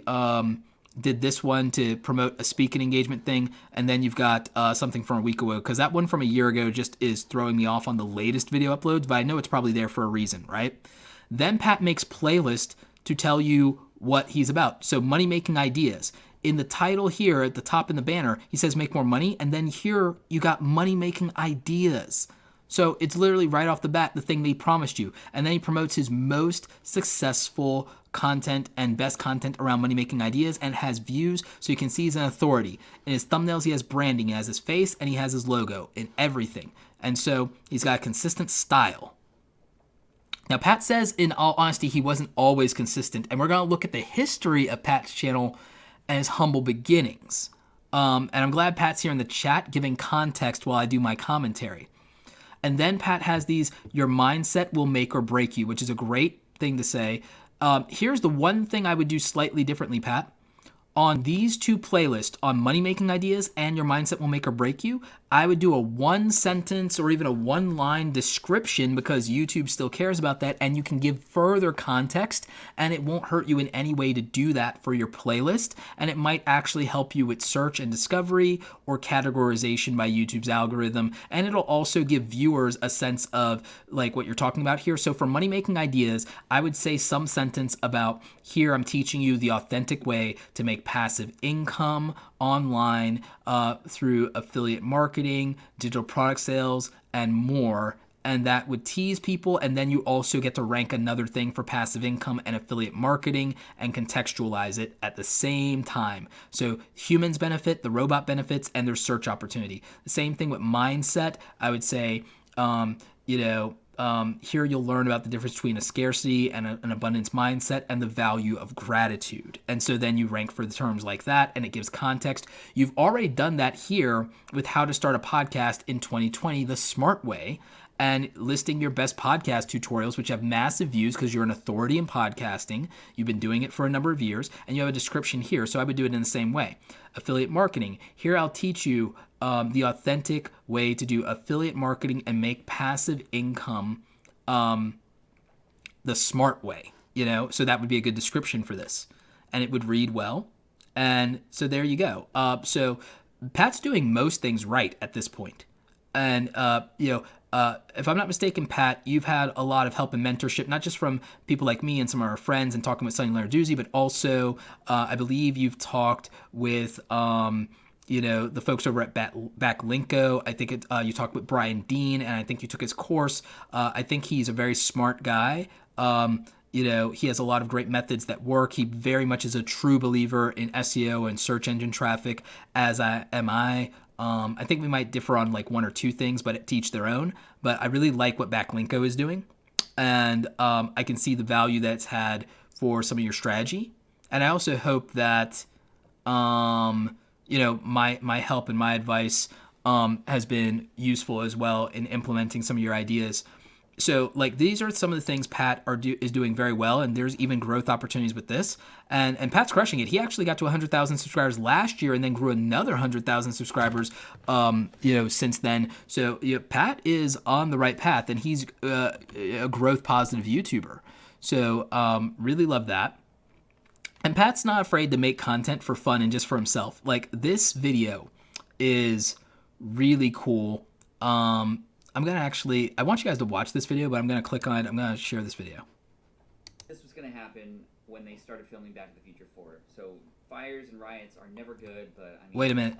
I think I have to change my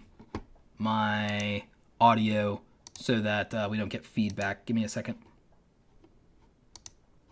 There we go. So now I think you guys are going to be able to hear the audio from this video.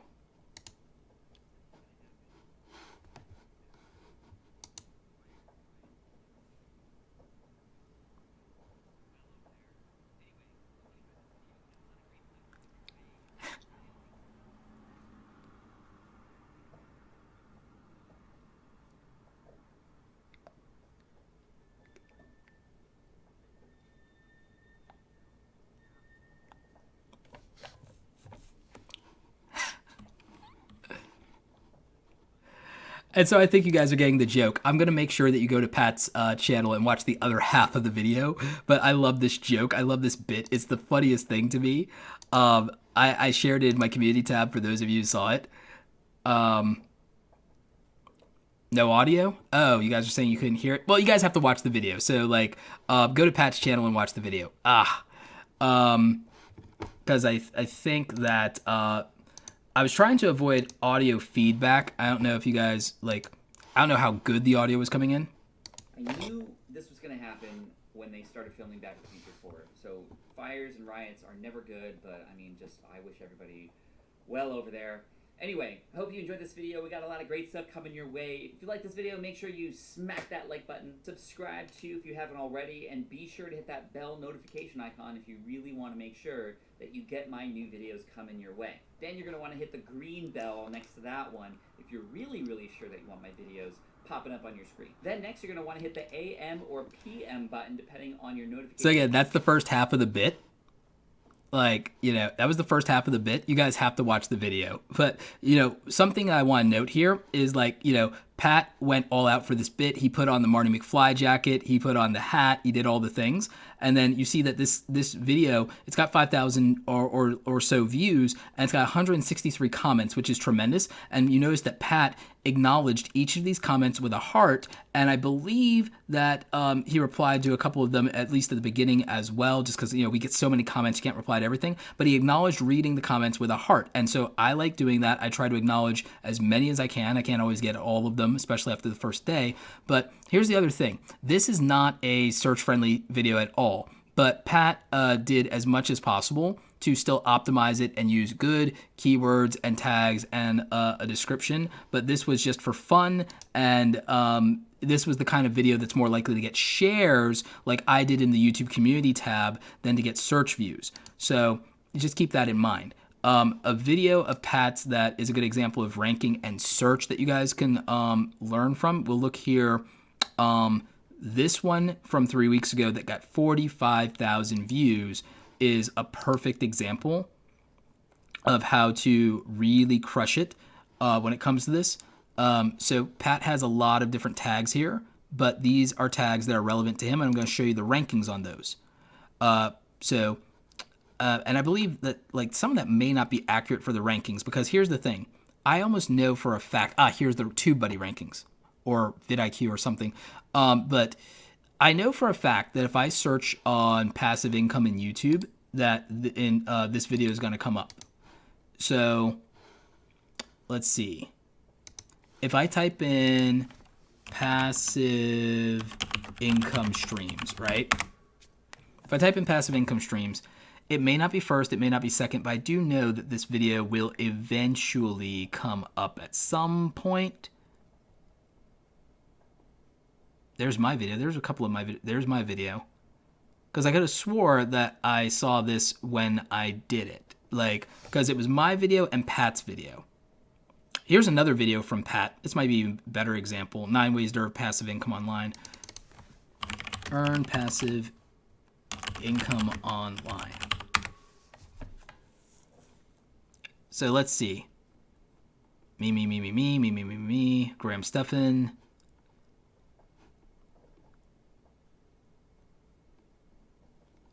Because I know that Pat has some videos that are still ranking for search for these terms.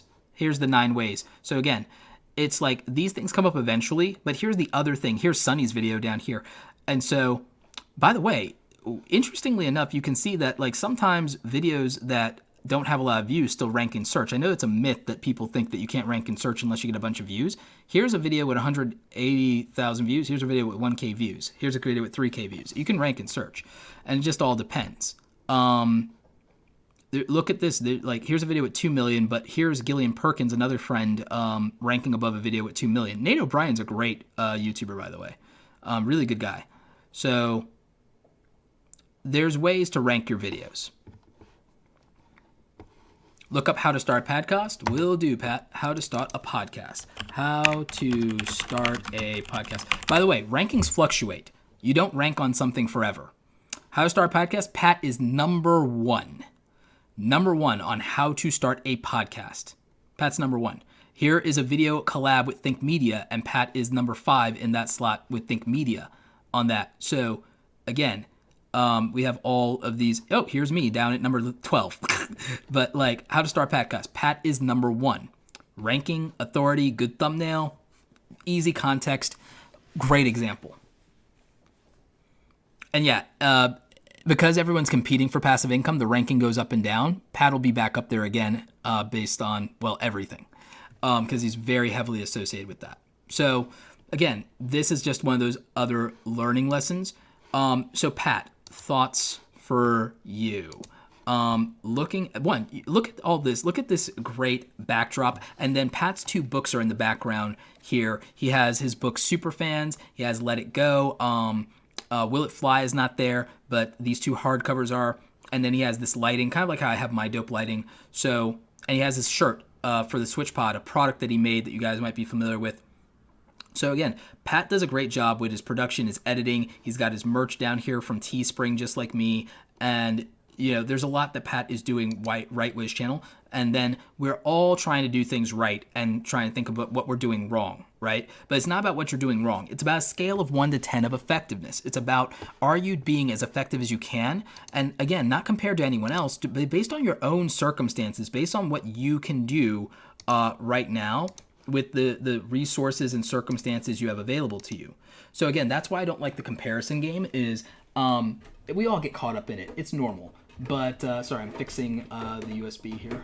But the thing that I would tell you and caution you to avoid is to really think about your maximum ability instead of comparing your situation to somebody else's, because you don't have their circumstances. So, Pat, I hope you got some value out of this. My last thoughts for you, my friend, are I think that right now, we're in a season where everyone's trying to start a podcast, and I would want to see you crushing it and dominate the first page for podcasting tutorials again. And I also think that you could have a lot of fun debunking myths about making money online. So I would love to see like a money mythbuster series from you, Pat. And I know that you have a lot of tech and gadgetry, and you've been practicing your theatrics to where I think a money mythbusters series from you could be really, really good, my friend. So I think you could debunk all the BS myths about money and passive income and online entrepreneurship and give people the real deal, just like you have for many years. And I think that's a series people would tune into because of your positive nature and the fact that you're fun and informative. And I really love that. So that is my my thought for you, my friend. And thank you for dropping by. And go charge your battery. Yeah. So can't not wait to see Pat again at Social Media Marketing World. One of the most generous giving people in the online community, the podcast community, and the community of entrepreneurship. Make sure you guys go check out Pat Flynn's YouTube channel, subscribe, and listen to the Smart Passive Income podcast. Hashtag not sponsored by Pat Flynn. So, yeah, just make sure you're checking that out. Let's go back to looking at learning opportunities by looking at my channel and what I can do better, because I can obviously, we're talking about my strategy, right? So I'm going to just tell you what my strategy is. So let's pull my channel up. So with my YouTube channel, one, live streaming is part of a strategy for watch time, because YouTube is based on 3 things: click-through rates, watch time, and retention, and then getting people to be repeat viewers of your channel. I am hoping that many of you who've watched the live stream will go back and watch individual videos that pertain to you. One of my most popular business playlist is Start Here to Build Your Brand and Business. This is one of my most popular playlists according to analytics. And I show my authority videos here that have like hundreds of thousands of views. But then I have my speaking engagements because I am a public speaker and I like to promote that. I need to post some new speaking gigs, so those will come. But I post that because I want people to know that I'm a public speaker. So that's less of a YouTube thing and more of a business thing for me. Make money online for beginners. I'm posting my most useful and relevant content that I think is meaningful, and I'm showing my authority by having the one video that I have with 1 million views and these other high-performing videos around these topics. But then I have these social media tips videos. These are not as much about views as much as they are about professional authority. I think I'm going to move the YouTube tips videos slightly above them when I customize the channel. And then I'm trying to actually make more content about Instagram. I actually need to make a video about IGTV monetization, because that's a new thing that got announced, is IGTV will be doing ad revenue monetization. They're experimenting with it. Then I have my affiliate marketing series, one of my most popular topics, and it's also passive income, so it's double dipping, freelancing and creative careers and stuff. I just recently unlisted that video. I need to move it into a different order because that one for photographers is less relevant than some of the new stuff. There's other videos I need to make in this series, but I want to talk more about freelancing because it's actually how I came up. And there's a lot of videos here that actually have views, believe it or not, because freelancing is a topic I dominate for. But I also want to do more career advice for creative people as well and teach them how to charge clients and how to bill clients and things that they need, and also to talk about the taxes on freelancing, because there's not enough info out there to teach freelancers about managing their business and about setting up a business account and things like that. So you can see that this is what I'm trying to do. Now, based on what historically has performed on my channel, and by the way, since I've rolled some old live streams live from unlisted, it messed it up, this publication schedule thing, because these are old live streams. These are like months old, but I made them listed instead of unlisted. I made them public, and so that, messed that up. But the things that are working, one, I just need to be more consistent and upload more often. I mean, you saw it in the analytics. If I upload more often, I will get more views. That's just how it is. But in terms of what has been most popular, most people think how to grow a YouTube channel is my most popular content, and it's actually not. My most popular content actually is more evergreen in nature, and it's passive income. It's some tech products for creative people. It's business advice. Yes, some how to grow a YouTube channel videos did very well for me historically, but a lot of tutorial content long term and software related content, even if it's YouTube software, performs a lot the best. If you look, it's disproportionately software, and making money online is disproportionately what has been the most successful on this channel historically, along with YouTube advice. So it's more how-to content that is successful for me in one way or another than anything else. So that's what I need to prioritize, and I need to remake old videos that performed really well that are outdated. I need to make new versions of them that would be relevant and would rank, and then obviously those things would do very well for me, and I would get views in perpetuity, because it's not about, for me, it's not about the views I got in the week, or it's about recents. A lot of YouTubers like, oh, well, what are you doing lately, or recents?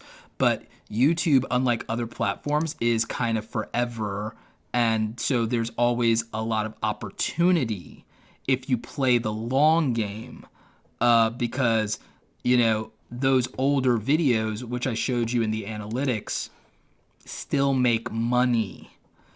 Older videos still are making money. And so if you have an old video that's still making you $100 a year, $100 a month, $100 a month, 2 or 3 or 4 years after you uploaded it, that's a good thing. That's a very good thing, and it's highly underrated. And so for people chasing quick views and clout and things like that, it's a romantic view of YouTube that from a financial standpoint, you could benefit very well by being strategic about evergreen content that does very well on CPMs and long-term ad revenue gains, and that is a constant traffic source for your channel.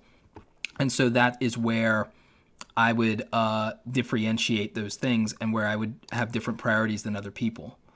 So that's what I think about, and that's where my strategy is largely going, is how can I make my channel healthier and viable indefinitely, like forever, like regardless of how long or whatever.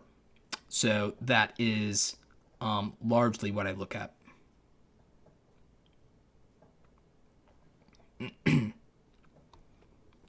So yeah, so from a financial standpoint, because we talked about monetizing a YouTube channel, my strategy is evergreen content with high CPMs. They might get low views up front, but they'll get long-term views, so I'll make money indefinitely from them in the long term, have ranking authority, and that can also leverage me business opportunities. And so I'll take advantage of that as a monetization strategy. In terms of growing the channel, it's just about topics that have historically grown me. So that will work. And then in terms of creating my content efficiently, that's about just being very ruthless with my schedule and very disciplined with my editing and my recording and planning my topics in advance, and using tools like Tubebuddy's SEO Studio and its keyword search and things of that nature. So that's where I'm going in the future, and that's where I'm at now, is I'm prioritizing search traffic because it's predictable.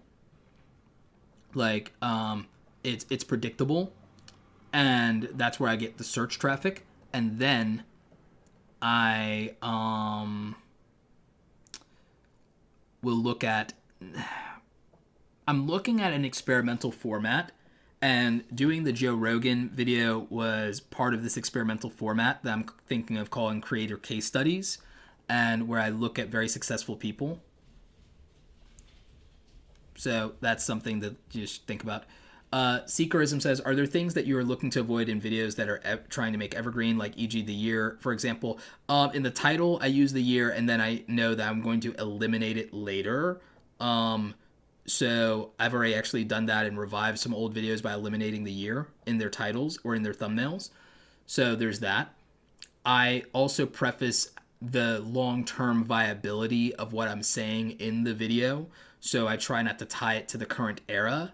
And that's part of the evergreen, is I make evergreen strategies for all of you anyway. I don't just do what's currently working. I do what will work indefinitely, because I'm basing it probably more on human behavior than on the current culture or current things that are fluid in the algorithm versus things that are consistent or persistent in the algorithm.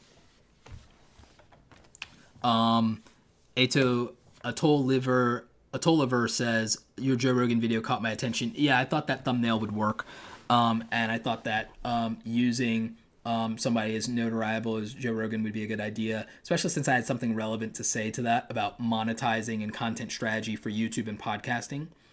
Unbox Warehouse, what's up, buddy? Mike Benson, $3 super chat sticker, awesome. Laundry Larry says, I have 3 videos ranked for ESL games for teenagers. I want to get more through search. Any suggestions? I would make tutorials on how to beat like boss levels if there are games. For games, I would look at boss fights, levels, secrets, how to find all of something for the fetch quest, because that's how I watch gaming videos.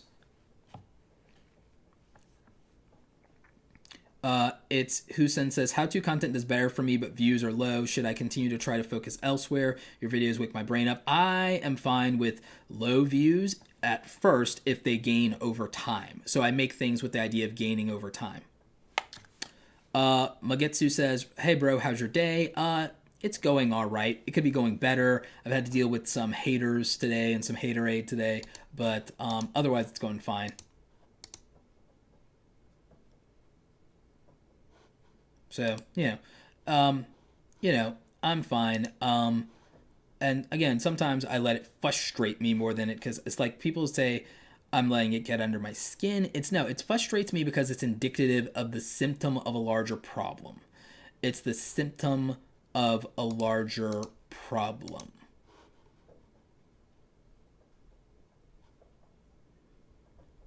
You know?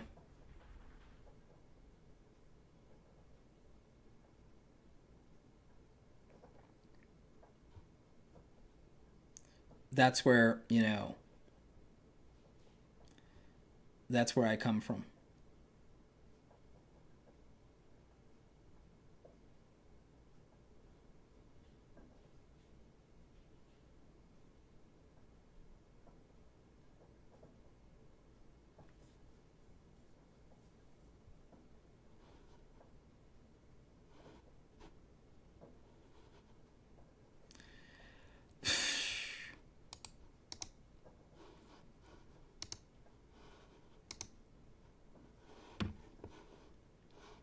Let's see.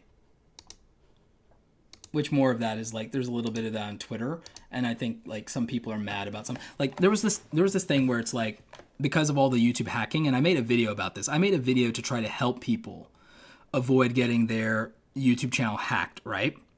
And somebody like hit me up, and I said something that I think is like valid. I'm not YouTube tech support. I'm not YouTube's tech support. Like, I can't help you get a channel back that's been hacked or compromised. And it's frustrating because I've gone out of my way and I've been screaming for months about these hackers and about protecting your channel and about doing all these things to make your channel safe and protect for these hackers. And then you realize how many DMs I've gotten from people about me helping me get their channel back. Please, please, please, please. Like, I'm not YouTube tech support. I'm not a YouTube employee, despite all of the people who want to keep, perpetuating that lie. I'm not a YouTube employee, so I can't help you get your channel back. I wish to God I had the clout or the resources or the access to literally make people a priority and help them get their channel back when their stuff gets hacked. YouTube's dealing with a crisis with the hacking right now, and the only thing that I've done and can do about it is warn people and give them the resources and tools to avoid having it happen. Once it happens, there's not a lot of recourse, and I keep directing people back to YouTube, and they're being impatient, and I get it, and it sucks that your channel is compromised, and it sucks that you've got your stuff hacked and you haven't gotten it back yet, and it's hurting you, and I get it, but what am I supposed to do about that? You know what I'm saying? What am I supposed to do? I can't do anything beyond say, I'm sorry that happened to you, and here's how to not have it happen in the future, and you really need to wait on them to do it because it's happening to a lot of people. Like, what am I supposed to do? And then because they don't feel like I was sympathetic enough, and then because I say, you know, you guys are being unfair to YouTube, right? You guys know that your issue is not a real world problem. You know that it's this or that. Like, people say that I'm kissing their butt, or that I don't help content creators, or that my responses are this or that. Like, or saying, like, I'll give you a primary example. Lee TV Tech says, you only need to scroll through his tweets and see they always sides with YouTube, and that's not coaching. That's just being one-sided and ignorant to support the people who need it. Suppose you need to push your agenda somehow, anything to keep ranking. And you know what? That really sucks, because if you look through my tweets, and if you look through the amount of time that I spend on live streams and helping creators and answering questions, even people who don't pay me and have never paid me, if you really look through that and you look through my history, I've done a lot for the content creator community. I've even helped people who've criticized me, people who've openly attacked me, people who, you know, have come at me sideways. I've done a lot to go out of my way for people, like, you know, constantly. And the one time that I am like having a rough day or impatient and kind of brush somebody off a little bit, or because I'm frustrated because I'm like getting 20 DMs about the same issue that I spent months trying to prevent for people to be ignored, it's like it turns into some like thing or attempt to like expose me as two-faced or pandering to YouTube and everything like that. Bloody YouTube gives us a free damn platform. I'm going to side with them on a lot of things because the majority of the times, 90% of the issues that creators complain about, they screwed up, they made a mistake, and we live in an era where no one takes individual freaking responsibility for their own mistakes and for their own content and for their own like inconsistencies or for their own negligence of how they manage their social media or their accounts. It's like, and then they blame the YouTube gurus for everything. They blame the platform for everything. It's freaking free. I would love to complain this much about services I pay for. It is freaking ridiculous. It is the most ridiculous thing. That was too far. I'm mad. I'm really mad. I'm genuinely mad because I'm reading these tweets and I'm genuinely mad.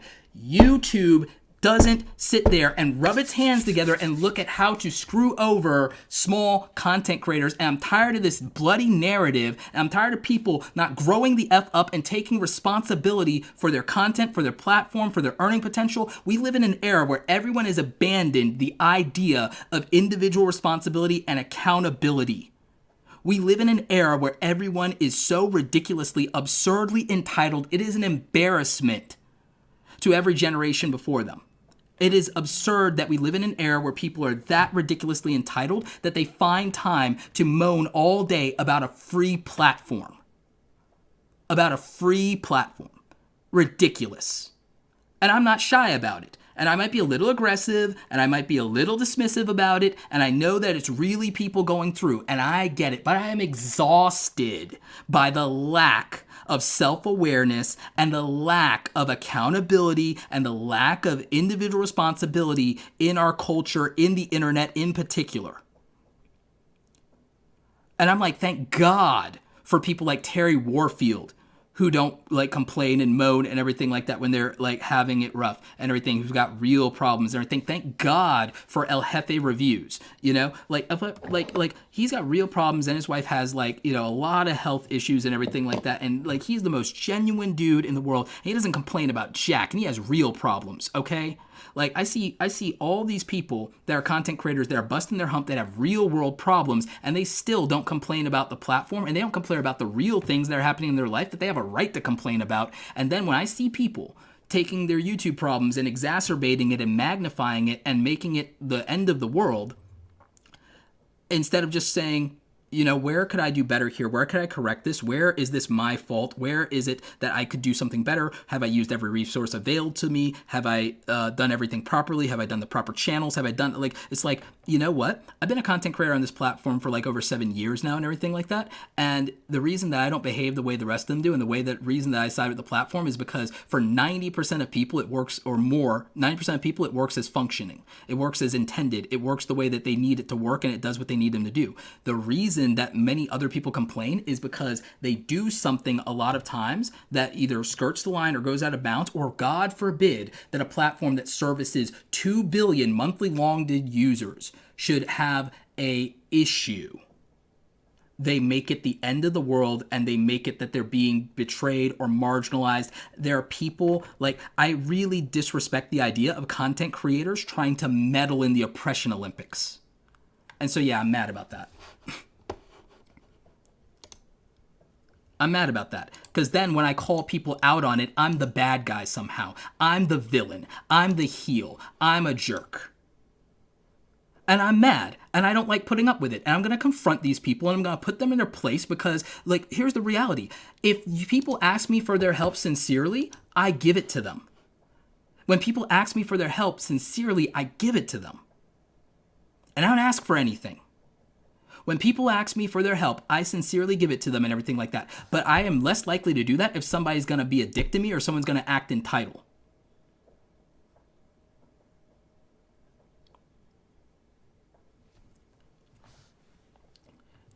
So, like, you know, I'm just mad.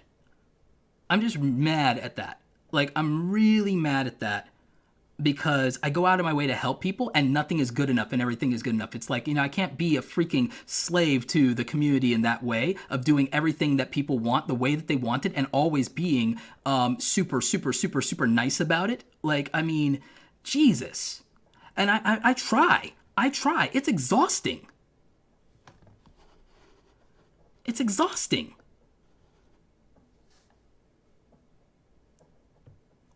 You know? So, I mean, that's just what it is. I love you guys because, you know what? The people in this community, they, like, you guys get it and you understand, okay? And you understand that what my personality is I don't sit there and I don't coddle, I don't pander, I don't do the PC BS, and I'm just straightforward. I'm straightforward. And then people just want to use that against you, and then they want to cry that everyone is fake.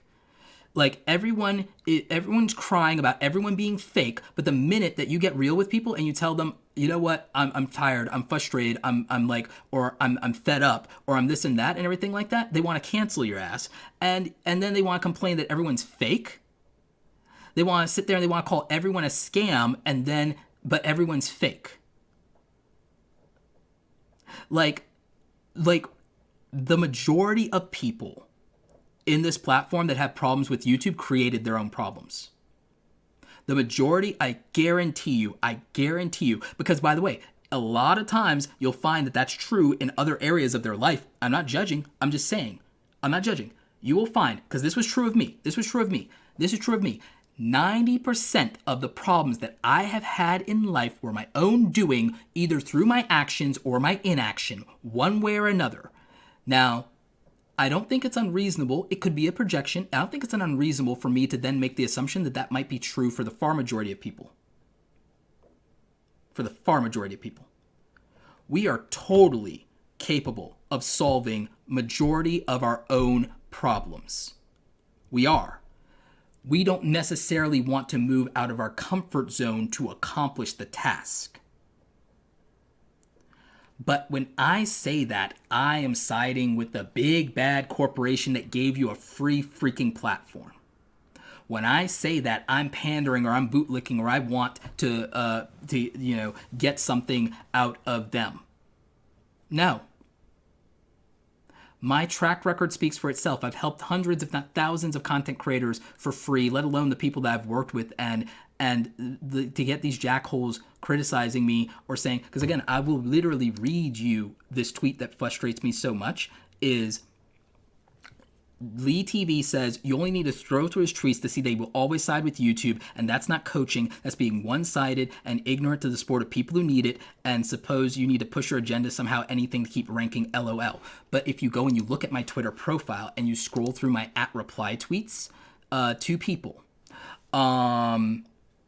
you will see that a lot of my replies to people are things where I tell them, hey, maybe you do this for your CTR, maybe you don't, do this, maybe you expand in this area, hey, have you tried this, have you looked at this website?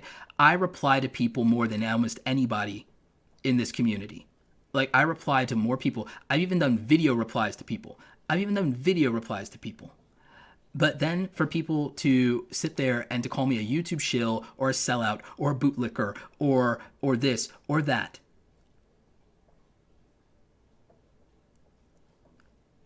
Like, you know what I mean? It's like YouTube has over 150 million content creators to service. I'm sorry that it takes 30 or 60 days sometimes for them to get to an issue. You know what? I've worked in customer service, my friend. I've worked in customer service. If you've ever done customer service, if you've ever worked in retail, if you've ever worked at a call center, you don't always get to everybody right away. And it sucks to be that person in line. And I've been that person in line too. But what I do is I don't sit there and I don't scream about it. That person's doing the best job that they probably can. They're probably overworked, probably underpaid.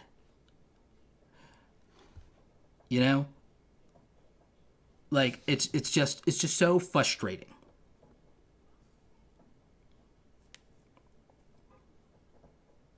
The Fiberific's right. They just want to say, hey, yeah, you are, yeah, man, you are right. Someone else is the blame for your failure. Yeah. That's like, that's the deal. That's the deal. I'm frustrated and I'm ranting and I'm angry and I'm upset because like 3 people, yeah, they got in my feelings a little bit and everything like that because I'm tired of having to deal with this BS culture and this BS entitlement, and I'm tired of people throwing it back in my face because of the fact that I am one of the most authentic people in the sense that I don't sit there and I don't coddle people, I don't pander, I don't cheerlead, and I also will be a human being. And the thing is, like, ridiculously, like, they then say people are fake, and yet they punish people for their authenticity. And so, it's just really frustrating because we all hear so much that your work will speak for yourself, your work will speak for itself, your work will speak for itself, your work will speak for itself. And what it is that people take they take any one thing that you do, and that's the narrative. And my answer for it is I really, really just want to punch people in the mouth sometimes. You can't do that. That's not the right thing. That's not what you should do. That's not what you should promote. But that's, like, emotionally, that's where I'm at. That's where I'm at. So, that's just is what it is. Like, that's something for for therapy on Monday or whatever, right? But the reason that that people, like, you'll notice that there's a reason. It's funny. The reason that successful content creators don't have those same complaints is not just because things are going well for them. Things are going well for them because it's not in their nature to make those kind of complaints or assertions or to feel that they are entitled to anything. So those who haven't worked, in certain fields or sectors and those things, they're kind of lame because they refuse to appreciate, the reality. The reality. So that's just where I'm at. But let's just do one more like learning thing, and then I'm gonna run. I'm gonna go cook something. I'm gonna go tweet some things at some people that I probably need to reconsider, and and we're gonna do that. But one of the last things I want to go back into real quick is I want to show you again this YouTube keyword tool from Tubebuddy, and I want to show you how we can set up in the YouTube Tubebuddy SEO Center. So somebody give me a topic. Someone give me a topic. I've been streaming for almost 4 hours. I gotta go. Someone give me a topic. And we'll come up with a keyword target for the topic.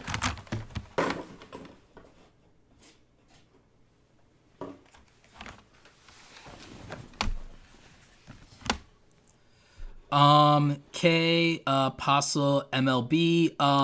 You can find all information on stuff. We're not doing live YouTube reviews. We're not doing that right now. But for coaching, you can go to awesomecreatoracademy.com. Well, we're not doing super chat reviews or anything like that. PC builds. Okay, that's a good one. PC builds. If we're going to do PC builds, focus on a specific type of PC. So we're going to look at how to build a video editing PC. We're going to look at a video editing PC. So that is going to be our keyword. So what we're going to do is how to build a video editing PC on a budget. So now we're targeting video editors, we're targeting a budget, and so how to build a video editing PC on a budget with budget. For your video editing PC build, you don't have to break the bank. Budget parts can still handle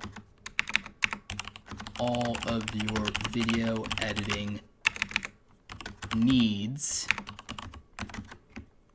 Here is our $1,000 video editing PC build guide. So we just optimized around this topic real quick. And again, sorry if you guys don't like the mechanical keyboard. It's really cool to be able to do this. And so this is the SEO Studio, which is in beta from our friends at Tubebuddy. Again, linked in the description down below. But this is so good. And now this is our optimized description. So for anyone who's ever said, Roberto, how do we optimize for YouTube search? How do we get discovered in YouTube? This is the thing you have to do right. You have to do this title the correct way. You have to do this description the correct way. Look at how many references we made to this, and it reads like English. It's not keyword stuffing. It's not black hat SEO. It's all the good stuff, right? And we're targeting a specific keyword and a specific group of people. And so we could even take this title further and we could make it more optimal. PC build guides, to let people know that that's what this is in the playlist stuff. And so boom, we're really relevant now. We're like really relevant, okay? And then with tags, well, we don't want to be 2019 with that. So we want to go further here.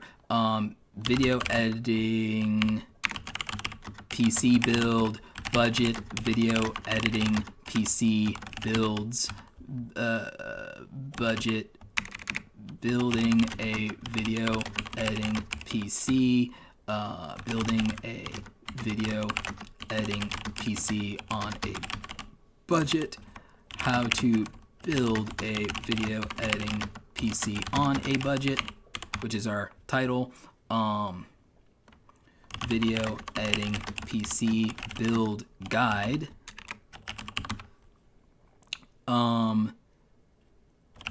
to build a video editing PC for beginners.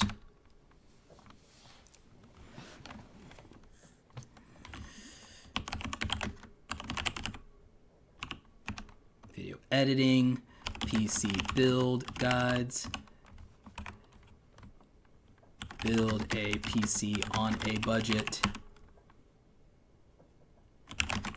Build a video editing computer. And so, boom, this makes us mad relevant when it comes to building a video editing PC. And so that gets us fully optimized. And then we would, pick a competitive thumbnail based on, what's ranking. We'd make a competitive thumbnail and we'd want to upload that. And so we can apply all of this and save our draft, and we can apply that when we make our video. And that is literally step by step how you can optimize a video. And that's why this is a great productivity tool. And this is why I love Tubebuddy so much. Is literally the best tool. I love vidIQ, I love Morning Fame, I love everything, but the Tubebuddy, not just because they're our sponsor, and they are our sponsor, but it's these kind of tools. It's these kind of tools for productivity that make Tubebuddy the best, and they're constantly improving. And so I really like that, and it's how you guys can optimize your videos. And so, that's one of the last things I want to show you guys here in terms of our teaching moments and teachable lessons. So yeah. So guys, thanks so much for tuning in. I really appreciate you, and I'm sorry that I let haters and trolls get to me sometimes, because again, it's frustrating. It's part of a bigger problem, and it's also it's annoying to work so hard and do so much and try to do good, and then have people try to throw it back in your face, and especially not let you have human moments, or not respect you, or again you disagree with them. They have this very entitled thing, and blah blah blah. You're on the different side. We're playing on different sides. I help creators the way that I want to help, and the way that I know how to help, and what I think is help. It's not going to be for everybody. It's not going to be everybody's thing, and that's okay. I don't need if people want to go a different way, I'm sure there's somebody that can help them. You know what I'm saying? I don't need everybody. I do my best, and I try to do right by you guys the way that I know how. And if I can do better, I'm open to feedback from you guys, as long as it's respectful. And I do what I can. I give and I give and I give, and it's not enough for some people. It's not enough for some people. And it is what it is. And it's just infuriating and frustrating sometimes that you do all this good, and then people cherry pick a moment that they don't like. Simply Beth, I have Byte. I haven't made any content for Byte. I might play with it just to play with it, But anyway, I want to thank you guys for tuning into the stream. I want to thank everybody who's super chatted. I want to thank everybody who's been a great contributor to this community. I want to thank everybody for the support. I want to thank you guys for letting me be human and letting me be me, letting me do me. Not making me pander, not making me and forcing me into some, foxhole of political correctness forever. Allowing for some authenticity and some human moments, allowing me to be the tough love guy that I actually am, instead of having to be a cheerleader. I don't look good in the skirt and pom-poms. I don't want to cheerlead, I want to be the coach. I want to be sitting there with the whistle in the rain, yelling, So I appreciate that, guys. Awesome squad. You guys are the best. So I really appreciate you guys. Hope you're having a great weekend. Hope you're staying safe. Get up and stretch now that we've been on stream for so long, because we all probably need it. Get a workout in, and have a good night. And I will catch you guys in the next video with something later, something where I'm less frustrated. I'm probably going to hit up my punching bag tonight and imagine that's some people from Twitter. Anyway, guys, stay awesome. I love you, and I will catch you on the next one. Take care. I feel a burn inside of my chest. See the lines as they blur out.